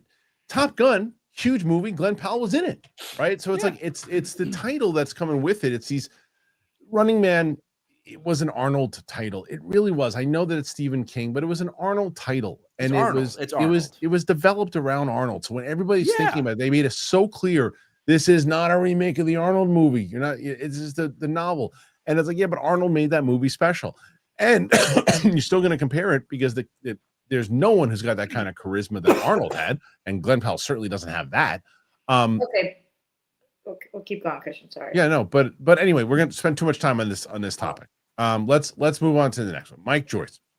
Hey, Roxy, would Grammy like Jody? Jody, of course, being the character that Roxy played. Kristian, you knew that. Of course. Did you stand badassfully in the background the whole time they filmed Kate's fight scene? She says, "Where's Jody?" Yeah, I have a few lines in the movie. Will she like Jody? I think she'll watch. Grammy doesn't love action movies or horror movies, but she likes action movies more, so she'll watch this. I actually have another movie that's premiering next month that's a horror movie that Grammy has stated she will not see. Is that the one with Ferris Bueller guy? No, that one came out. I booked this while I was on that set. Oh, actually. okay. Called Party of Darkness. Oh, nice. Anyway, just Grammy would like Jodie more than she would like some of my other stuff. Fair enough. I think I stand kind of badassfully, and watching have you guys ever been on set to watch like a big fight scene? No. It is so crazy how technical it is. So I was going to ask you because I'm glad you brought that up because you're literally standing there. She's flipping around on people's heads. Like tell me about that. So it was really wild because, as Mike knows, because he was one of the first people to text me when I booked this movie, because James Nunn is the director of this, and he did these movies called One Shot that are One Shot. They're fucking awesome. They're awesome. This guy, and he's really good with action. Like he's known for he's got to be. Action. He has to be good with it. Yeah, so he's baller at it. So watching him navigate the set with Kate Beckinsale, who obviously she's very capable and does a lot of her own stunts, but she also has a double. I don't think I'm not allowed to say that. I'm sure I am. They posted pictures of the couple. So, but Kate wants to do like a ton of stuff. You can tell. Yeah. And so it's really cool to see like when they shoot her action moments, when they're shooting her facial expressions, and then her stunt double was a fucking beast. I was like, well, I mean, you're doing it for hours and hours. And then watching it put together and it moves like that. Because I'm sitting here like, how could you have the brain to know where you have to? Because they'd be like, okay, walk by, kick him again. No, kick 1 inch to the right. No, kick half a centimeter to the right. Like it's so technical for the cuts when you have a double and stuff. It was really. I honestly, in the shots that I know that I wasn't in, I was like marking notes down. And stuff. It was crazy to see. That was like the coolest part of the whole thing for me was watching that. I love action movies and being able to see that. Sick. That's amazing. Sick. I love that answer so much. That was really exciting. That must be awesome to see. Oh my God. It was Mike so Rios. cool. Thank you, Kristian and crew, for everything you do. Thank you, Mike. Very kind of you. Very nice. Thanks, Mike. RQMDSMD, support for Roxy, Mike, and Mike's dogs. I rented Wildcat. I haven't watched it yet. I will tonight. Congrats, Roxy. I'm glad so many people are checking out Wildcat. Please do. Appreciate it. Please do. Mike Joyce, tempted to drive 75 minutes to see Wildcat at the only theater near me currently playing it, VIP Roxy Cinemas. If it was 75 minutes from me, I would go there. I haven't found a theater in Massachusetts that's playing it yet. It seems to be like heavy in the Midwest, which I don't know what the release schedule is, but I keep checking the website like you guys to see like is playing near me. You should. Joe Hendo TV. Do you talk to Ellis? I was texting with him yesterday. Also, why were the old Schmoes No reviews deleted or set to private? I'm out of it. A lot of them are public. The reason a lot of the other ones are private originally because it was just made to a Schmodown channel, and then I said to myself, you know what? I'm going to get to making all these public, and I just don't have any time to do that. You want to do it? Let me know. So I also talked to Ellis. Love that guy all the time. Go Pal, who says I ordered Wildcat this morning. I'm excited after seeing Roxy's Kimmel clip. I love that. Thank you. The luckiest thing that ever happened to me is that they chose that clip. It's the scene I'm in. It's so great.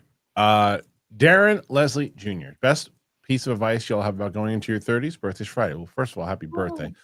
Second of all, here's what everybody does at 30. Oh my God, I'm getting old. No, you're not.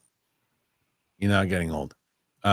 Enjoy. You're still very young. You may feel like it, but you're still very young. Enjoy your 30s. I don't know where you live, Darren. I don't know what your status is in your lifetime, whether you have a significant other or whatnot, but enjoy your life and enjoy and just enjoy your choices. That's it. Thank you. Darren, I'm going to tell you this. I've started using this. It's a new thing for me the past year. Invest. If you can afford to, $100, put it in an S&P 500, a mutual fund. Don't touch it. Just once a month, $100. I swear to God, dude, just do that. By 65, you'll have over $1 million.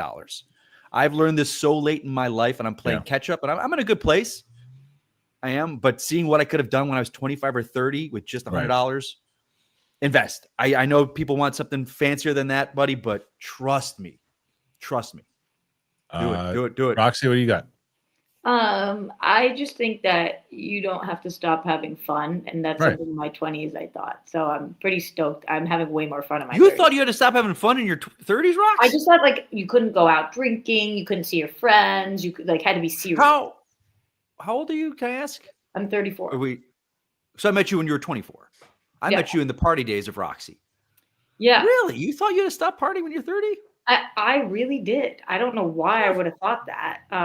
But here I You were am. party Well, girl. that's the same answer to what I said before. So you think you're Totally. getting old. And you're Yeah, not. exactly. It's exactly yeah. what you said, just more geared towards drinking. Right. Joe Hendo. Mike, not every Snyder fan thinks that way. I certainly don't think that way. Which way? How you were talking about. But you say that, but I'm a Snyder fan. Anyway, that's what I said with Roxy. Like back in the day, you could go watch those YouTube videos of me raving about him in his movies. I still love them. Snyder is a director that I would love to work with, but I also understand it didn't work. And I know there's the machinations with DC and WB and them doing everything behind the scenes, but you can't go back to the past and you got to move forward. Would you be opposed to them doing it as an Elseworlds? No, I wouldn't. Here's what I want. This is my if they wanted to do like an animated version or a lot, like you got to think about it this way, guys. Let's say they greenlit Justice League 2. They won't start filming till 10 years after they filmed the first Justice League. That's right. 10 years. I know. Those actors are and good luck getting them all back. But let me say this. My druthers, I'll just say this. No man. I would love in my heart of hearts for Gunn to hire Snyder to do a DC movie. Like not those guy characters, just some other random character. Yeah. Like I would kill for that. One, because the heads would explode. And two, because I know they work together. They did Dawn of the Dead together. Mikey, what movie? It'd have to be something that Zach's got a propensity towards. So I don't know. I know they had a problem with the Authority getting that off the line. Maybe he would fit well with the Authority. Okay. Maybe so. Yeah. I don't know if they're going to do that one anymore, but we'll see. I know. Butt funnel. Gunn will direct. Funnel. Yep. Gunn will direct the DCU Batman. I hope not. I hope you all think so. I really hope that's not true. He can't. He's too busy with Superman. Please no. Maddie B 207. Thanks, Kristian, for advertising Wildcat. Congrats to Roxy on the roll. Sounds like a good movie. Just rented it on Fandango for only $6.99. I'm looking forward to watching it. There you go, Maddie B. Cheaper than Age of Disclosure, but both I know. equally as important to watch. That's right. Hey, Mr. CJ. Roxy was on Kimmel like Ms. Maisel was on Gordon Ford as a staff writer, then later on the couch. If you know, you know. Congratulations, Roxy. Happy Thanksgiving. It's still the greatest episode of TV ever. You guys watch the parade? The Thanksgiving Day parade? Yeah. Macy's? Absolutely. Yeah. I usually do. Papa was in it one year. Oh, that's amazing. My little one loves it. My oldest does too. We do breadsticks in the morning with a big pound of salami and watch what? Breadsticks on salami. You never had breadsticks on salami? Like breadsticks and salami? Yeah, like those big deli breadsticks. Oh, they're so good. You wrap them in salami. It's an East Coast thing, I think. So you wrap them in salami. You have like cheese and stuff too. And we watch it every so breadstick. I have a cinnamon roll and watch the Macy's Day Parade. Yeah, and a cup of coffee. You're not a coffee guy. Never mind. No. Dennis Hoffman, jumping on Roxy's point on parasocial relationships. It's an odd thing. I've been following you guys for a decade. Appreciate you, folks. Thank you. Here's my guy, Dennis, with the good picture. You guys, this is how to market yourself. That's right. Because I remember Dennis. Well, it'd be really great, though, if that's not actually Dennis. I know. It definitely could be a stock photo. Yeah, parasocial relationships are acceptable when you're not weird. Like, it's only when people... do you guys get this? Where somebody's DM me 400 times thinking responding to me like, miss you, wishing you well today. How was your day, babe? And it's like, wait, what is happening here? Someone that you don't know, right? Yeah, people I've never met. I don't get that. I don't get any of that. Because I think that, no. It's a difference between guys and girls. Well, they're too scared. They're too scared of you. They should be. Yeah. Oh. I completely understand. They should be scared of me. I'm a fucking pepper spray and a taser at all times. Take out Cat. Harmless. Take out Cat. All right. Let's see. Mike Joyce. If you like Roxy and Wildcat, you got to check her out in Always Lola. It's a good movie that she's great in. This is your publicist, I think. Hopefully, she'll get more roles like it. Mike, I'll pay you later. Thank you. I know. Mike Joyce. Brody Bruce. Now that's a photo right there. Support for Roxy and Mike. Mike, are you a fan of Jack Ryan series that was on Amazon? And if so, have you heard any news on the feature film that supposedly ended filming this year? I like the show. I really did. I'm not a fan of the Jack Ryan character because he's kind of that analyst, drawn into the action. But the show did push him more towards an action type character. Michael Kelly was great in that. And Michael Pena. I know they filmed the movie. They're probably just in post production, finding out when a good release date for it's going to be. That's probably it. Okay. Or it's Amazon, so maybe they're dealing with we wanted this theatrical, but we don't know anymore. Could be that. Fair enough. Maddie B, via Deadline, we've confirmed with sources that Paramount is releasing Rush Hour 4 from Brett Ratner. Whoa. They're distributing on behalf of Warner Brothers for a double-digit % distribution fee. Interesting. Okay. Huh. All right. I don't think I've seen one of those. No, Winston will be happy. He loves those movies. Ryan S. You happy about the Brett Ratner part? I mean, look, here's my question to you, Roxy, right? Yeah. And I happen to not be a huge fan of Brett Ratner, especially of all the things too. But you look at the stuff with like Kevin Spacey and Armie Hammer and all these people that whether they're canceled or whatever it is there a way for people to come back and be forgiven and be able to work? And I'm not saying who should or shouldn't. I'm just asking you the question, right? Like, so like Brett Ratner, is there a way? Is there any world where he could come back and people would be like, okay, you know what? He's done his time. He's learned his lesson. Maybe the answer is no. I'm just asking in general. So I'm not speaking about Brett Ratner because this isn't the case with him. Right. But to me, if you are a convicted rapist, then no.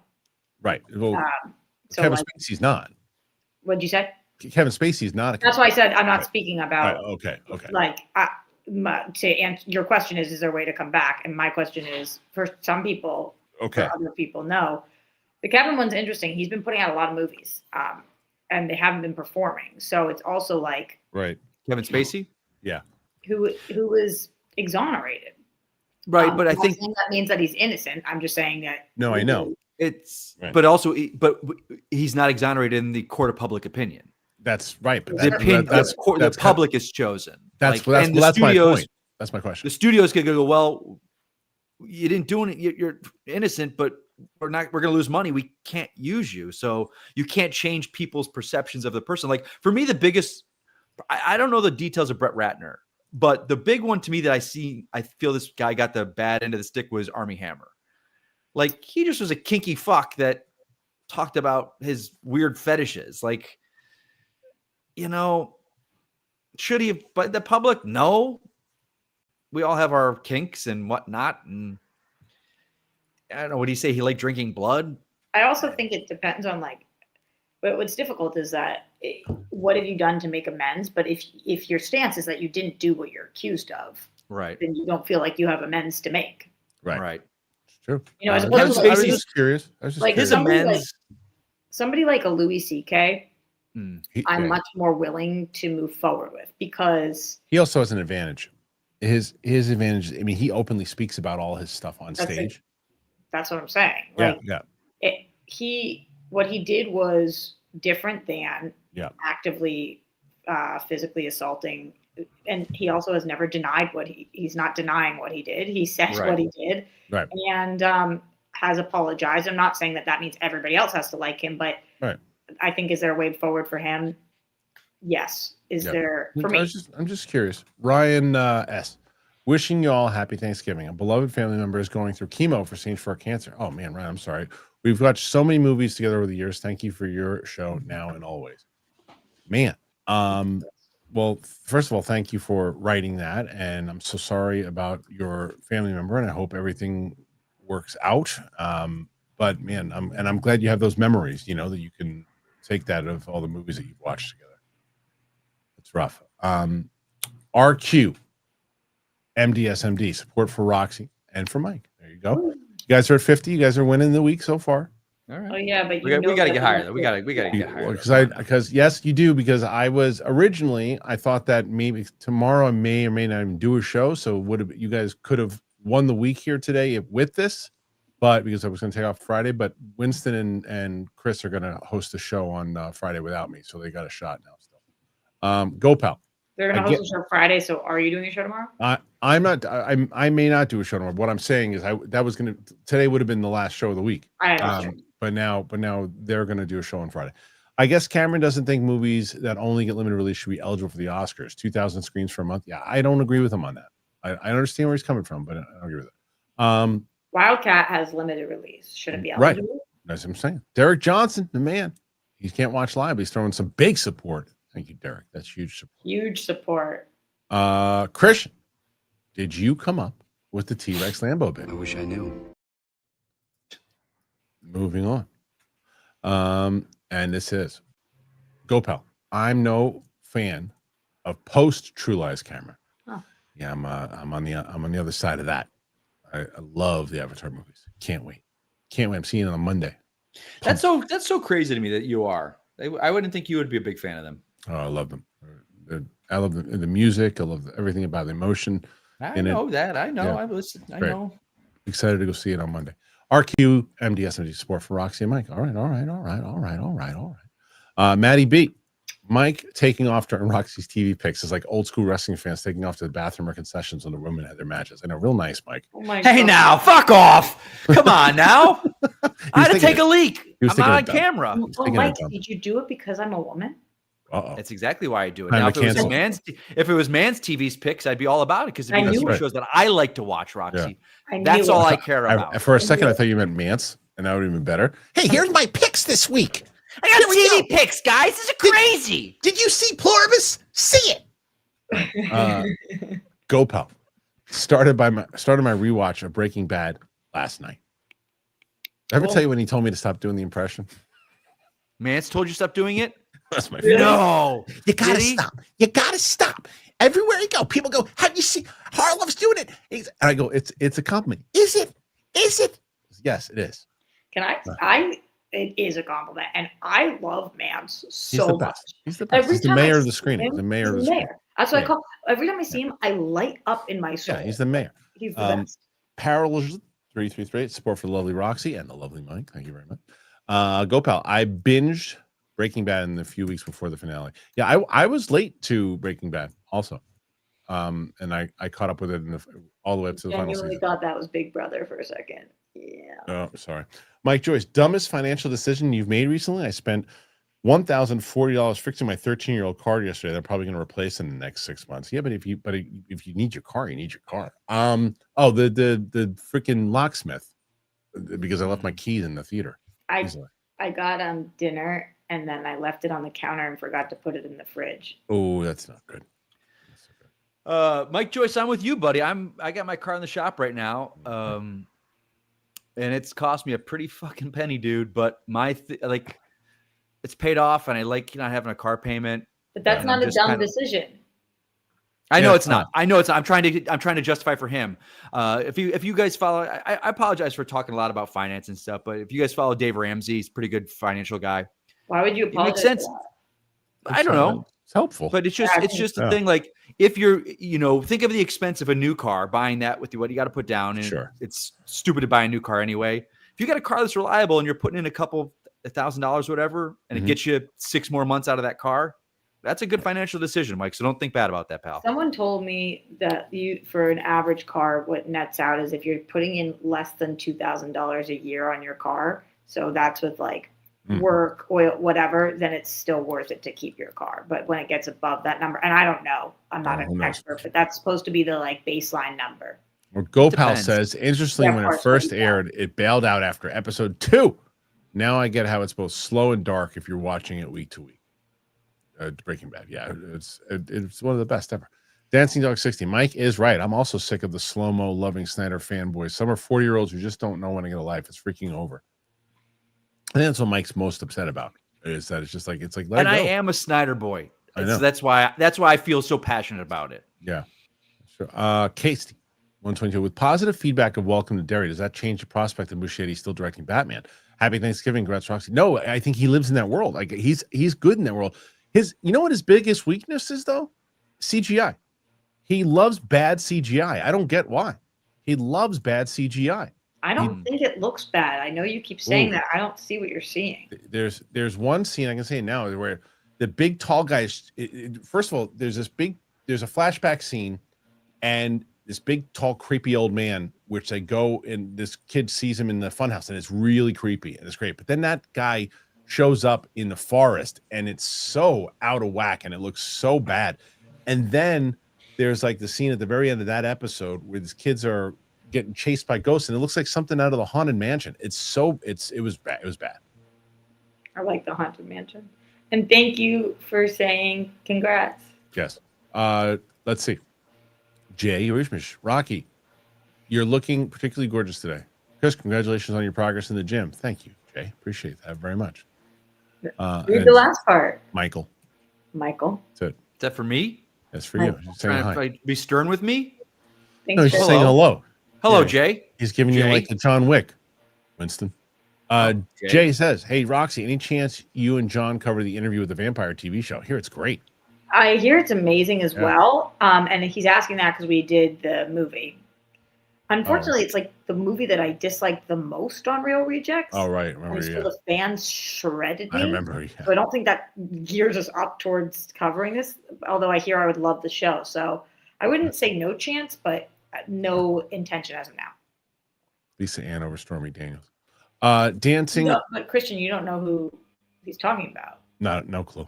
I would assume that those are Oh, politicians. yeah. Dancing Dog 60s. Why is the Saturday Night Live the only sketch show that lasted? SCTV and Living Color, Mad TV, Fridays, all gone. Do the networks not like the format? What's up? I think that it's a look. When you were the first game in town, and you've got the kind of clout that you got, plus the backing that you got, it's like the ratings have just been with it. It's a staple now. You know what's still on, I think, is Whose Line Is It Anyway? Right. They're different, but yes, but still a good comedy show. But how much does that show cost as compared to like Saturday Night Live? Totally. I'm not. Right. No, I know what you're saying. Yeah, it's a It good. went away and then came back, I think. Yeah, I'd love for them to try to bring back In Living Color. It'd be amazing.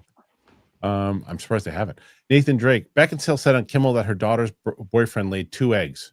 She seemed serious about it and had pictures. It was a wild conversation. It was a wild conversation. The hell does that mean?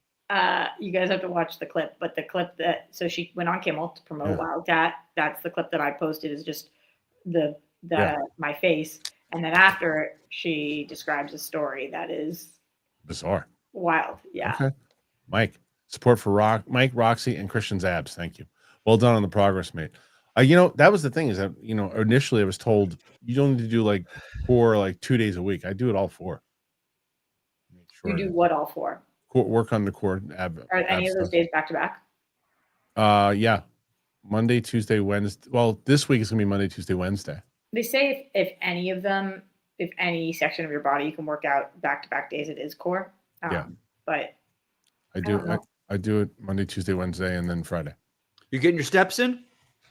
No, I don't. I got it. Come on now, man. I need more. I definitely 10,000, need more buddy. cardio. Hit your Yes. 10,000 a day. I know. what are you doing for cardio? Walking the dog for like 40 minutes a day. There you go. That's your steps. That's great. Yeah, I That's guess walking. So. Yeah, I guess so. So I do That's that. huge. 40 minutes is pretty decent. Yeah. So that's probably it. Parallelism. It's Mirja. Do not know why it's different above name. I don't understand either. Oh, it's Roxy, Mirja. do you watch 911 Nashville? No, Or sorry. the older one, 911 Lois? No. Never did. Never got into it, huh? No, sorry. Yeah. And I do have holes, and that's one of them. That you do have holes. Caught that as you were saying it, huh? Yeah. Come It on now. comes out so fast. Oh, there you go. Right after another. That it does. Yep. That's what 2 in she a and row. I can't stop it. You got 2 in a row there. That's going to be clipped out pretty soon. Nathan Drake. What happened to Spicy Lucy? What a smoke show. We never got away with that today. That's Who's the bummer. Spicy Lucy? Oh, man, it was before your time. Do you remember Spicy Lucy Rocks? No. Somebody on Love Spicy- Island is named Spicy Lucy. Spicy Lucy was in the 100th episode of the Schmoes No show. I don't know where he found her, but Finstock shows up with this woman Oh, Christ. wearing God knows Of course. Of what. course he and, did. And we called her Spicy Lucy. And it was this So is interview. this some random girl? Well, I mean, you knew her, but it was like, Spicy Lucy. And she set the internet on fire. And I just say the women on the show were not fans of Spicy Lucy. But She was so sexy, huh? it wasn't just that. Was she a piece of ass? Yeah, Was she a nice piece of ass? it was a very 2014 bit, and I loved it. John Lee 6774. Roxy, did you see that HBO released a teaser for Industry season 4? It looks so good and releases January 11th. It's the most underrated show in my opinion. I think it's unbelievably underrated too. I'm so excited for it. This show is amazing, and for some reason, some people have never heard of it. I only heard of it because of you. It's going into its 4th season, and it's an HBO show, and it's like a prestige drama. It's so odd. Yeah, it's excellent. Okie. Hank Pym. I only usually listen to the Rook episode. That's sad, but was glad I turned into this one last week. Me too. Mike's reaction to the 3-way was phenomenal. Oh yeah, last week was the best. God, that poor bastard. That poor bastard. Fuck. I know. Yeah, Do you think that this week he invited them? No, I'm sure he lost his chance. Whether or not he invited them or not, yeah, I bet you he did. LJ Films, the morning show equals Unreal. Hope you're all well. So good. Oh, I didn't talk about the finale. No, next week. Talk about next week. Bring it back. Okay, so good. Maddie B. Hey, Mike, I just realized you did some episodes of my favorite TV shows, The Young and the Restless, back in the day. How was that experience? I've always heard soap operas are fast-paced. It's incredibly fast-paced. Like they don't tell you, like when you're on a network show or something, they handhold you the entire time you show up on set. There, it was at the CBS studio, so like Price is Right film there. I had to find my way to my dressing room, and then there were snacks in the dressing room, but I realized they were half-eaten, so it must have been like the person that was there the episode before me, and they had like the DVDs of the Cosby Show. I'm like, and then there's like this Mike that's like, all right, let's get Mike to set, please. And I'm just like, I don't know where I'm going. Like, it is so fast paced. How many pages do you have to learn how quickly? Because they go through so much. I had like 3 or 4 because I filmed over like a week, so I had like 4 a day. Okay. But it was pretty fast. I mean, General Hospital was really fast. But that when was that, Mike? When was General Hospital? No, yeah. General Hospital was 2018, 2019. Okay. And Young and the Restless was my first gig in LA. It was my first gig when I moved here. Oh, wow. Okay. All right. Yeah. Edit the movies. Jumping in during work to say, congrats, Roxy. I'll be checking the movie this weekend. Keep crushing. Also, to everyone, pineapple on pizza, yay or nay? Nay. Yeah. I don't have cheese on pizza, so I do pizza, and pineapple with sauce is fine. Yeah, that's a different. Sauce. Do you get the sauce on your pizza, Roxy? Sauce? Shut the hell up. No catfishing here. Everybody stop. It's Dennis's time. Oh, Dennis. This is me in the pick. Also, I am bald now. 3 kids will do it. Happy Thanksgiving to your folks. You should do like a Photoshop image and just do that image, but just make it bald. I do feel like if you are bald now, it's not really you in the pic, Dennis. Like it's old. Well, it's like Snyder. Snyder's Twitter profile picture from like 2004. 25 hours a day, 8 days a week. Hey, Kristian. Nice. I like what you did there. Did you cover Kelsey Grammer new interview on Doomsday? No. Also, best duo, Mike and Rox. Mike Rox. I don't know what to say for 4 more characters. Well, I appreciate that. No, did you guys hear anything about Kelsey Grammer? No. I saw something. I didn't read it though, but I did see there was an interview. Okay. Yeah. There's our good friend Ed. For channel members, today's live stream with Kristian is 5 p.m. Eastern. If you want to send in questions for him, go to the channel or look under your notifications. The only issue that I might have now is that Ming might be coming in, and I might either have I might have PLD, and if Luke's available, they might have to take over for me today. But great promotion from Haskell. Great promotion. I just have to get a video done. CJ, hey Roxy, how did you like that morning show finale and thoughts, predictions going into season 5? Who will end up in charge next season? Spoiler. Well, Kristian's gonna have me cover it next week, so I'll talk more in depth about it then. But I thought the finale was phenomenal. Good. Because at the end of the day, this is a show about Jennifer Aniston and Reese Witherspoon's characters, and we really came back to focusing on that. And I think that season 5, we're really going to see what happens when those 2 join forces. This is Mike's going to like this. Hey, Paul Hitchcock. Speaking of salami, mine was in the Guinness Book of World Records, but then the librarian asked me to take it out. That's really good. That is very good. That's pretty good. Yeah. I love that one. Mike loves that one. That's I know like Mike's fucking bookmark. I know Mike's sense of humor so well now. I knew that baloney would get him, and I knew that would get him. Raw 1970. This will be the first year I don't pay for any streaming. Are you going to just cancel everything, or you get like discounts? It's so much money now. Yeah. It's insane. It's insane. Amazon kicked me off my brother's 90 yesterday. I don't know what I'm going to do. $190 for Disney Plus. They can go F themselves. It's too much. And with all the stupid commercials they have now, Mark Oh. Jason Ali, I saw Wildcat a couple of weeks ago. I've been doing some interviews for the film, hoping to interview Roxy. I know it's Oh. Thanksgiving. Love seeing you on Kimmel. Send screenshots to you, Roxy Heil. Have you met Mark yet? Hi, Mark. Have you met him yet? He's a member. Oh, cool. Mark and I go back years now. Oh, okay. Definitely do an interview with Mark. But Mark, have we met in person? I don't think. No, he's so. he's from the UK. Yeah. You I should don't do an think interview so. with Mark. Mark's the best. I think he interviewed the director. I'm pretty okay. sure I heard that. Okay. Go, pal. I was told body weight exercises can be every day. Well, I mean, like I said, Calisthenics. Yeah, it's the same thing. You can do can do push-ups every day. I do crunches and what the hell is the overhead when you're just holding the rope and doing that? Yeah, I don't know. Dancing I don't know Dog the names 60. of anything. It's so embarrassing. I just do it. I just do it. Dancing People are Dog like, 60. "Go to the gym." I'm like, I don't know. Yeah, same. Speaking of Saturday Night Live, people forget that Robert Downey Jr. was cast on it. Sure was. Him, Sarah Silverman, tons of them. Aiden Doherty. So happy for you, Rox. Unfortunately, I can't find a place to watch up here in Anchorage, Alaska, but I'll definitely check the movie out when I can. Also, Kristian, can't wait for more information on the pilot. I'm hoping to have more information on the pilot, hopefully by the time we get back from break. That's my goal. That'd be amazing. I wanted to have more information on it soon, but there's just things that are Aiden, going on. if you can't find a theater to watch, you can rent it. Yes, you should. Roxy, did you get the text that I sent you about the movie? It just said a name. I haven't looked it up yet. Oh, okay. Have you heard of that movie? No. Oh, you would love it. Yeah. I want to. Does it have anybody in it? I would know. Yes. Well, no, I don't want to give it away. I don't want to give it. Okay. I'll talk to you about it off here. Eric Henderson. Roxy has an absolutely beautiful full smile after the whole gag. By the way, Roxy, who's playing Supergirl again? I've been practicing that word so many times. Not Millie Alcock. I've been practicing whole. Can you tell now or no? Cock? Can you tell? Yes. Can you tell I can now? tell. Yes. Yeah, much better. Much better. Okay. That was the worst. It was hilarious. Aiden, Doherty, Kristian, you should show us your screen time if you haven't already. I can't figure out how to do it. Okay, swipe down on your phone and type screen time. You're driving me crazy here. If it doesn't work, I'm not doing it. Down. And then in the search bar, See a flashlight. Like No, my dad here. swipe down on your I'm phone. over it. I'm over this. I hate it. Go, pal. I only heard of industry because of Freya Maver from Skins Jenner 3 is in it. I watched most of season 1, maybe into the second, but I haven't been back in a while. It is such a sleeper pick.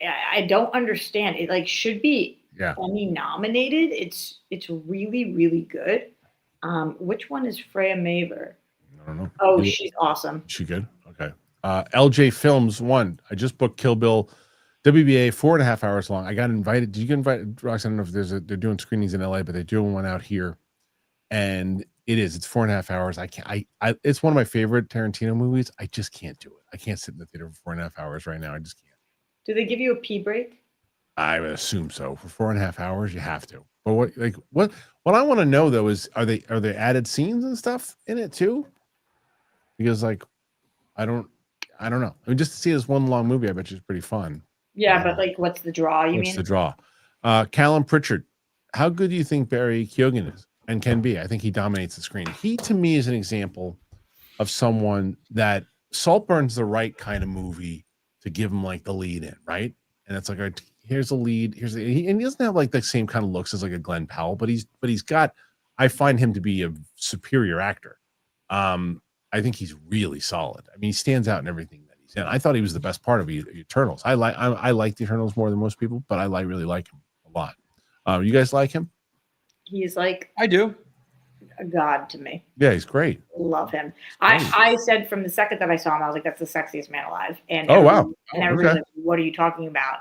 And then there was that whole rat boy summer thing, and all the people thought that he looked like a rat boy, which was hot at the time. And I was like, get on my level. I've been liking him from day one. Well, then he showed his hog. In Saltburn. Yeah, I watched. Yeah. While he danced. Yeah. A hog dance. Yeah. I think it's so good. Yeah. RQMD SMD support for Roxy and Mike. Great show as always. Thank you so much. Although I kind of think he's probably a dick. I'm still thinking about it. Really? It might be nice. Well, the thing about like the What? Sabrina Carpenter relationship, they it seemed like they were. Oh, they dated? Oh. I don't pay attention to that. Because in your music video, it slapped. Oh. Well, because he was doing his hog dance, was slapping all over. Was it 6'7"? Don't you dare, you old fuck. Don't do that. Don't do that. Mark Jason Ali. Don't you dare! Don't you dare. You old fuck, Do you understand that that's all I hear from my 8-year-old all day long? Dude, it's all I hear all day at my job. Yeah, all day. Your job. You get to go away from it. It's at my house. I can't. I'm stuck. Yeah. Mark Jason Ali. Yeah. Interviewed James, the director, and Edmund. Did Mance ask you to stop doing the impression? I thought it was just a nickname. He did. He definitely asked me to stop doing the nickname. After our conversation, he was fine with the impression. I won't say that out of respect. The nickname. Let me tell you, he liked. I know the same reason as Mark said. I don't want to bring it back up. It's a drug that with an animal. Yeah. But he did not mind it and embraced the nickname.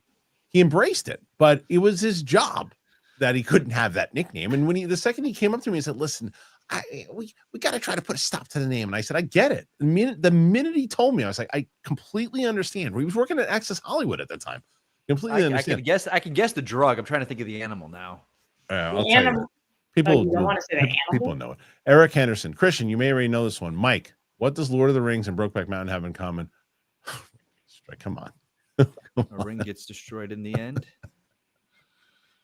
Forget it. Almighty. All right. All right. I think that's it, guys. Roxy at 69. I remember the end of Brokeback. What happened? That's not the point. Come on now, Roxy. That's not the point, Roxy. All right, Roxy, give us a shout out. Where I really want to get that one. Okay. Everywhere at Roxy Stryer. I'm in a movie. It came out today. It's called Wildcat. It's limited release, and also you can rent it or purchase it. It's starring Kate Beckinsale, Louis Tan. It's an action movie. If you love Taken, it's kind of like a badass Chica Kate Beckinsale version of that. Please go support and let them know that you supported because you like me. That's right. Please do that. Before we still have some more. Aiden, we're at 71 now. Oh man, Spicy Lucy. 14 was a great age to be a Schmoes fan on Thursday nights. Try Santa Taurus Tops as an all-timer. That to this day was the best. Do you remember that, Mike? Taurus Tops? No, that was before my time. It wasn't too more forward because it was the first Schmoedown match ever. No, I came in. You guys were still at the old studio. No, I know. Cowls. But I'm surprised you never went back and watched the first. It was literally the first Schmoedown match ever, and it was Christian Ruvalcaba versus JTE. Okay, and JTE was that. Yeah, JT was a heavy favorite, and it was really, really close.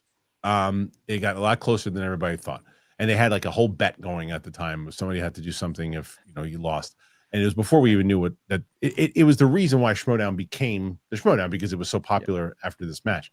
And they asked what was the kind of dinosaur that they were trying to help in Jurassic Park, and he said try tennis Taurus Tops, and he lost. JTE or Kristian? Who do you think? Obviously JTE. JTE. Yeah, of course. And he said Triceratops. Triceratops Taurus Tops. And it's like, and it is, and it's the best. And it was. But did he say it seriously? Of course he did. Oh my God. The Triceratops Taurus Tops. And we said, what? And we said, JTE drops the ball. He drops the ball. He still won the match. But it was, tennis Taurus Tops. It was. So here's. But he said it with all the fucking confidence in the world. It was the best, and Gray Drake was on the table with that one too. It was hilarious. Jeremiah 67. Actually, no, not 67. Jeremiah, it's 71. 67. Son of a bitch. All right, Mike. Where else can I find you? Oh, on my channel, Twitter, 67 Tops. Perfect. Oh. That's absolutely. That was disgusting. There's no one likes that. No one likes that. I bet some people do like that. Yes, they do. Dude, you've got to be thankful for me, man. The shit I've given you over the years. I'm not like who cares about making a fucking ass out of themselves like me? I don't care. What else you got? That's no, I don't know anymore. How many sound clips you got of me? Hey, Harloff. That's a good one too. Mike in a tank is the best, though. Mike in the tank is pretty. Those good. are going to be the best. I can't get out of this stupid picture. All right, there we go. All right. Thank you guys for being here. I really appreciate it. Thank you to Roxy. Thank you to Mike. You guys rule. And we'll see you guys soon. I will potentially be back tomorrow. I don't know. But Friday, we're going to take off for Thursday for Thanksgiving, obviously. And then Friday, Winston and Chris will be back. And then I'll see you guys next week. So thanks for being here. I appreciate you. And we'll see you on the flip side. Bye, everybody. Bye.